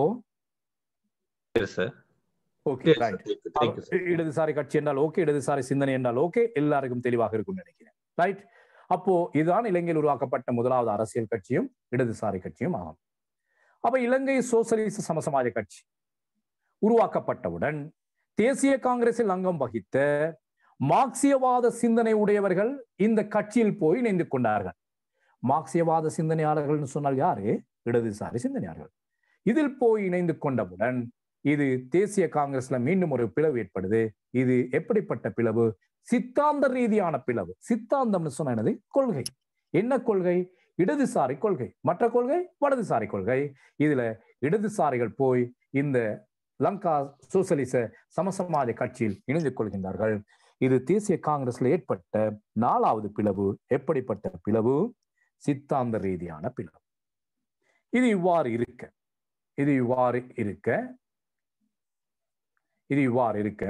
1937ஆம் ஆண்டு SWRD பண்டாரநாயக்க தமிழர்கள் தமது நலனை பேணுவதற்காக தமிழர் மகாசபை என்ற அமைப்பு உருவாக்கப்பட்டதை போன்று தமது நலனை, பௌத்த நலனை, சிங்கள நலனை பேணுவதற்காக சிங்கள மகாசபை அல்லது பௌத்த மகாசபை என்னும் அமைப்பை உருவாக்கி கொள்கிறார். இது எப்போ? 1937ஆம் ஆண்டு. உருவாக்கியவுடன் இருந்த எச்ச சொச்சங்களும் எஞ்சி இருந்தவர்களும் போய்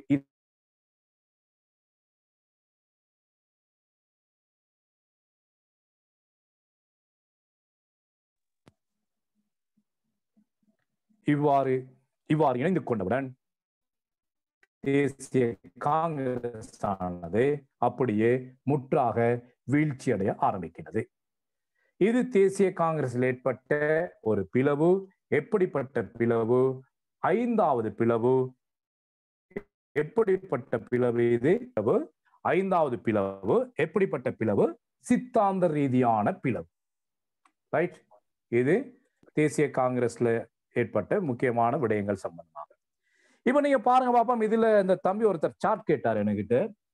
இப்ப நீங்க சொன்னதுக்கு அப்புறம் இப்படி ஒரு சும்மா ஒரு சார்ட்டை உங்களோட படிப்பிச்சுக்கிட்டே நான் கிரியேட் பண்ணிட்டு இருந்தேன். பாருங்க இதுல ஏதாவது பிரயோசனப்படுதான்னு சொல்லி. தேசிய காங்கிரஸ் இப்படி ஒரு முழுமையான அமைப்பு. 19ஆம் ஆண்டு உருவாக்கப்பட்ட அமைப்பு. 21ஆம் ஆண்டு ஒரு பிளவு ஏற்படுது. என்ன பிளவு? இன ரீதியான பிளவு. 22ஆம் ஆண்டு ஒரு பிளவு ஏற்படுது. என்ன பிளவு? வர்க்க ரீதியான பிளவு. 26ஆம் ஆண்டு ஒரு பிளவு ஏற்படுகின்றது. பிரதேச ரீதியான பிளவு. 35ஆம் ஆண்டு ஒரு பிளவு ஏற்படுகிறது.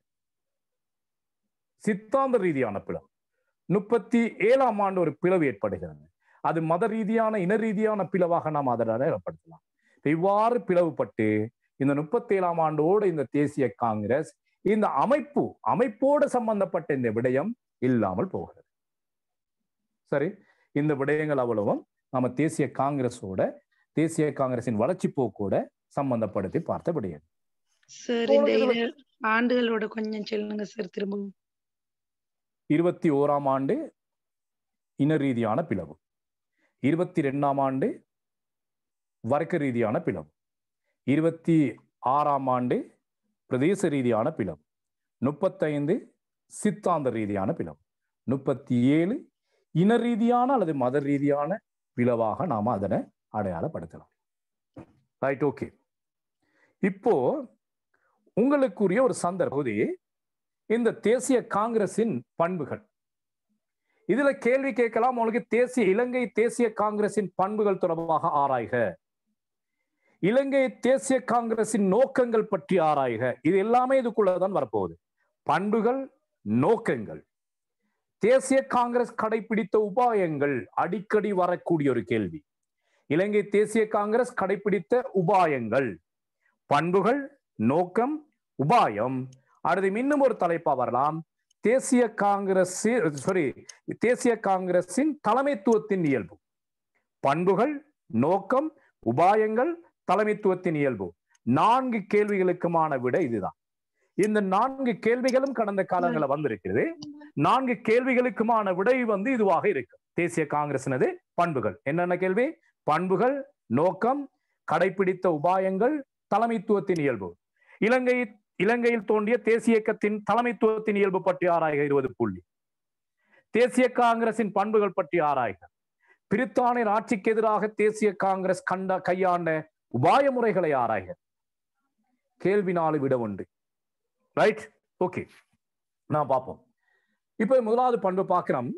இலங்கையில் பிரித்தானியர் ஆட்சிக்கு எதிராக உருவாக்கப்பட்ட தேசிய காங்கிரஸ் ஆனது இந்த காலப்பகுதியில் ஆசிய ஆப்பிரிக்க நாடுகள் பலவற்றிலும் தோன்றிய தேசிய இயக்கங்களோடு ஒப்பிட்டு பார்க்கின்ற பொழுது தனக்கே உரிய சில தனித்துவமான பண்புகளை கொண்டு காணப்படுகிறது. அப்ப நாம பார்த்தோம் இந்த காலப்பகுதியில பல்வேறுபட்ட நாடுகள தேசிய இயக்கங்கள் தோன்றுகிறது. இவ்வாறு தோன்றினாலும் இலங்கையில தோன்றிய தேசிய இயக்கமானது இந்த ஏனைய ஆசியா ஆப்பிரிக்க நாட்டுகள்ல தோன்றிய தேசிய இயக்கத்தோடு ஒப்பிட்டு பார்க்கின்ற பொழுது சில தனித்துவமான பண்புகளை கொண்டு காணப்படுகிறது. அறிமுகம்.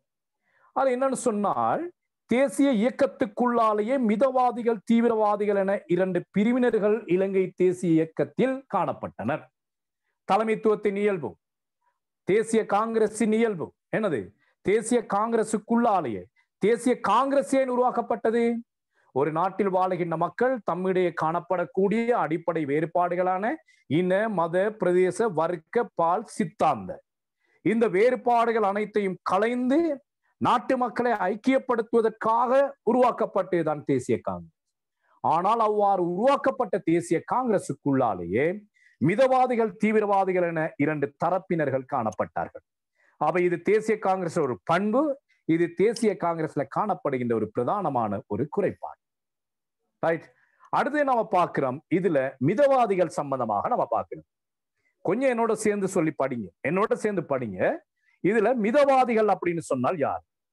மிதவாதிகள்னு சொன்னால் பிரித்தானிய பாராளுமன்ற ஆட்சி முறையில் அதிக நம்பிக்கை உடையவர்களும், பிரித்தானிய பாராளுமன்றத்துல அதிக நம்பிக்கை உடையவர்களும், பிரித்தானியரால் காலத்துக்கு காலம் வழங்கப்படுகின்ற யாப்பு சீர்திருத்தங்களின் மூலம் உள்ளூர் பொறுப்பாட்சியை பெற்றுக் கொள்ளலாம் என கருதியவர்களுமே மிதவாதிகள் ஆவர்.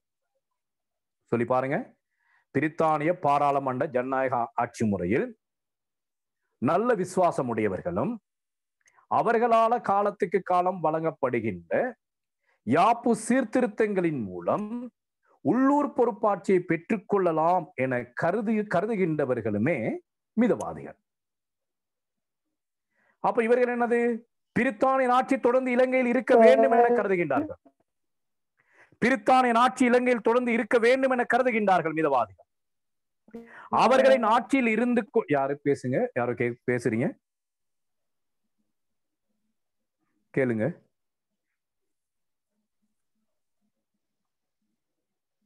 ஓகே, நான் படிப்பிக்க போறேன். அப்ப பிரித்தானியர் ஆட்சியில் இருந்து கொண்டு, அதான் பிரித்தானிய பாராளுமன்ற வாய்ஸ்ல ஏதாவது பிரச்சனை இருக்குதா? பேசுறது கிளியர் இல்லாம இருக்குதா யாருக்காவது? கிளியர். யாரோ பேசுறீங்க, நீங்க பேசுனது வேற யாருக்காவது ஏதாவது சிக்கல் இருக்கா? கவிதா? இல்ல சார். Okay okay. நஸ்ரீனா கேக்குது சார். இல்ல, இப்போ இதுல பெரும்பாலானது கேக்குது, சிலருக்கு கேட்கலன்னு சொன்னால் அது இங்க பிரச்சனை இல்ல, உங்களோட போன்ல பிரச்சனை, ஒன்றும் நான் செய்ய முடியாது. செல்வநாயகி, முத்தையா செல்வநாயகி கேக்குதா? கேக்குது சார். Okay okay. அதான் நான் இப்ப இலங்கையில எல்லா பக்கமும் இருந்து தான் கேட்கிறேன் கேள்வி. அப்போ எல்லாருக்கும் கேக்குது. சிலருக்கு தேவதர்சினி BA 35.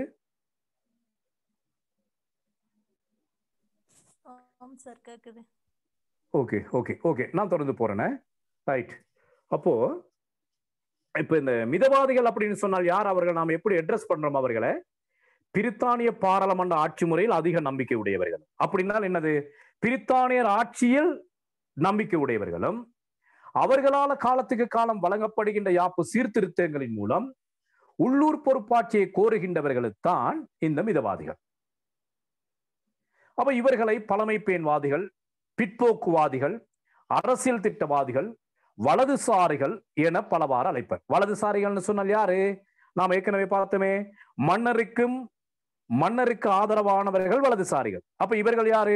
பிரித்தானிய மன்னருக்கு ஆதரவானவர்கள். அதனாலதான் இவர்களை நாம சொல்றோம் வலதுசாரிகள். வேற என்ன பேர்? பழமை பேண்வாதிகள், பிற்போக்குவாதிகள், அரசியல் திட்டவாதிகள், வலதுசாரிகள் என இவர்களை நாம அழைக்கின்றோம்.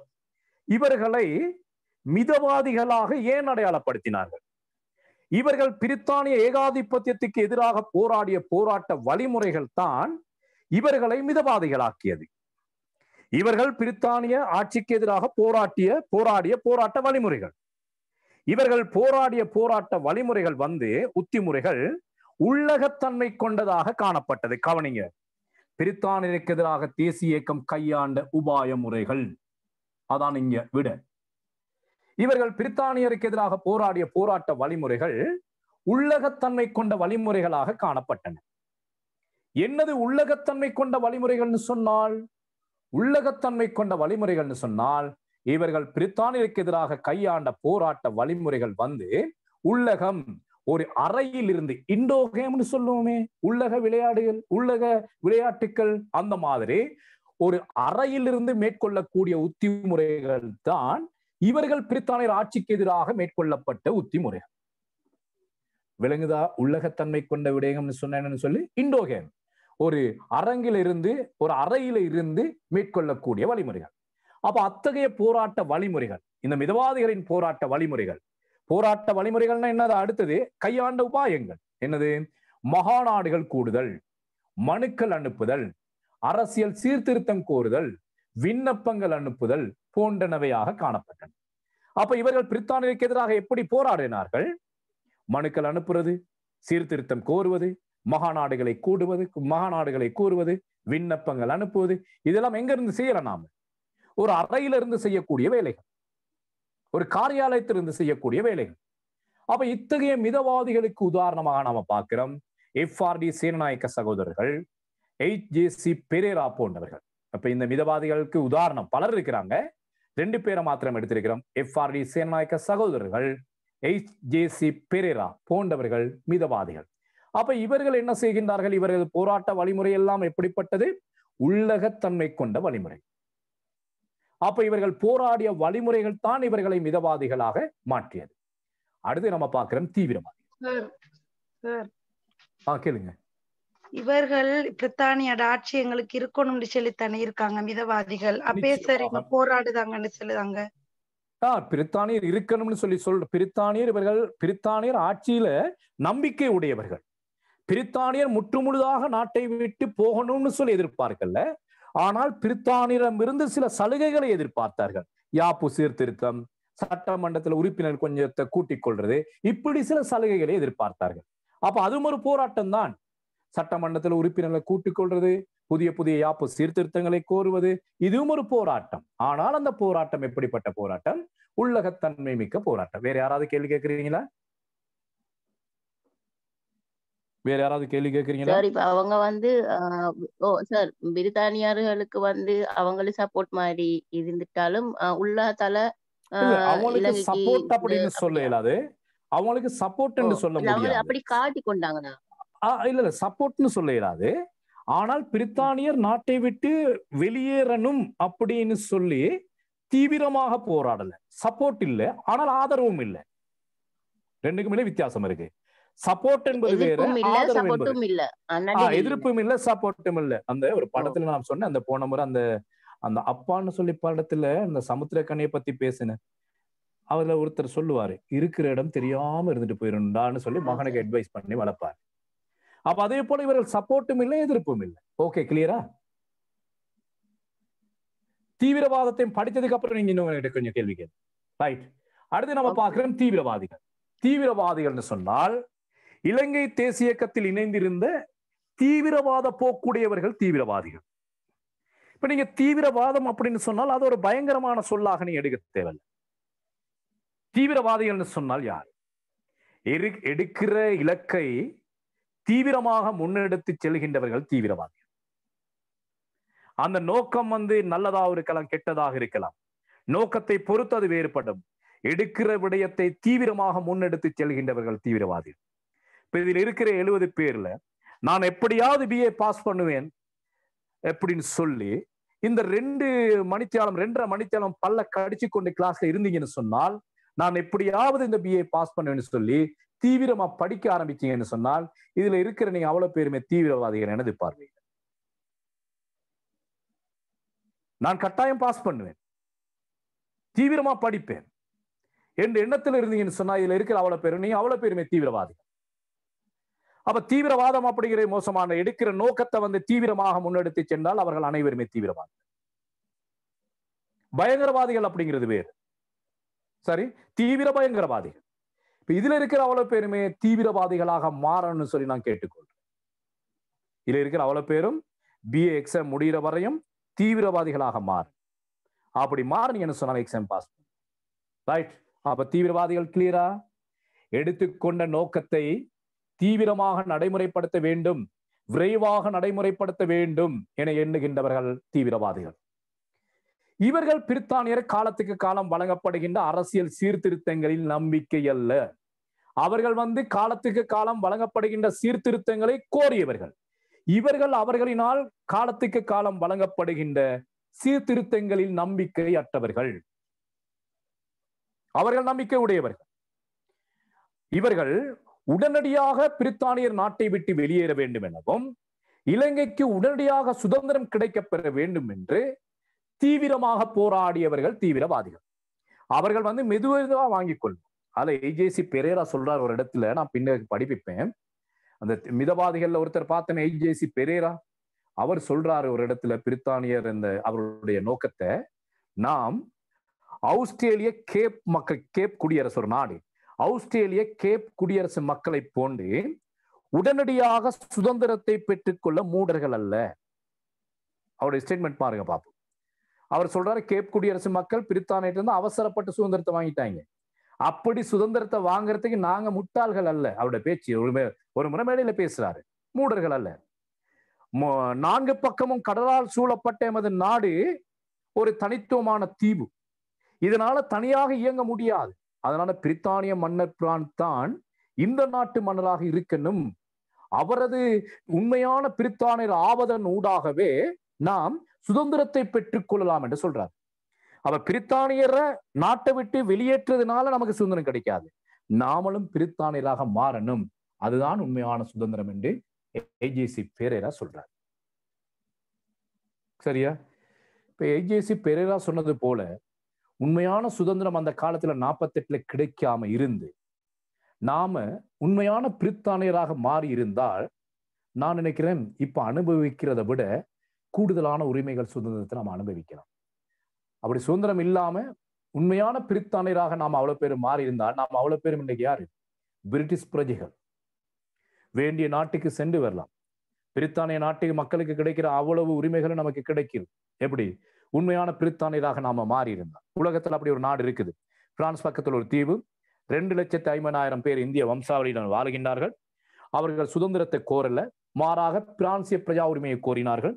2,50,000 பேத்துக்கு பிரான்சிய பிரஜா உரிமை வழங்கப்பட்டது. இன்று அந்த ஆப்பிரிக்கா கண்டத்துக்கு அருகாமையில காணப்படுகின்ற அந்த தீவில வாழுகின்ற 2,50,000 பேரும் பிரான்சிய பிரஜைகளாக வாழ்கின்றார்கள். பிரான்சிய பிரஜைகளுக்கு கிடைக்கின்ற அவ்வளவு வரப்பிரசாதங்கள் நமக்கு கிடைக்கின்றது.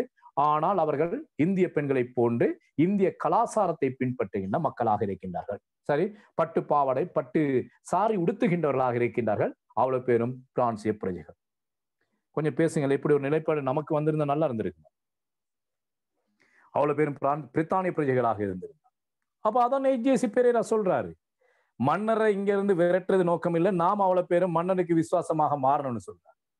ஆனால் இவர்கள் தீவிரவாதிகள் அப்படி அல்ல. இவர்கள் சொல்லுகின்றார் என்னது? அவர்கள் உடனடியாக நாட்டை விட்டு வெளியேற வேண்டும், இலங்கைக்கு உடனடியாக சுதந்திரம் கிடைக்கப் பெற வேண்டும் என்று தீவிர கொள்கை உடையவர்கள் தான் தீவிரவாதிகள். இவர்கள் தீவிரவாதிகள், இடதுசாரிகள், முற்போக்குவாதிகள். அவர்கள் யாரு? மிதவாதிகள், வலதுசாரிகள், பழமை பெண்வாதிகள். இவர்கள் முற்போக்குவாதிகள், தேசியவாதிகள், அவர்கள் அரசியல் திட்டவாதிகள் என பல்வேறு நாமங்களில் அழைக்கப்படுகின்றனர்.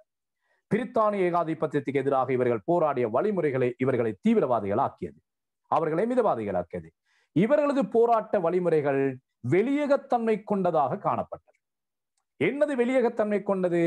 கடை அடைப்புகள். இவர்கள் எப்படி போராடினார்கள்? தீவிரவாதிகள் பிரித்தானியருக்கு எதிராக தீவிரவாதிகள் எப்படி போராடினார்கள்? கடை அடைப்புகள், உண்ணாவிரதங்கள், சத்தியாகிரகங்கள், ஹர்த்தால்கள், ஊர்வலங்கள் போன்றன.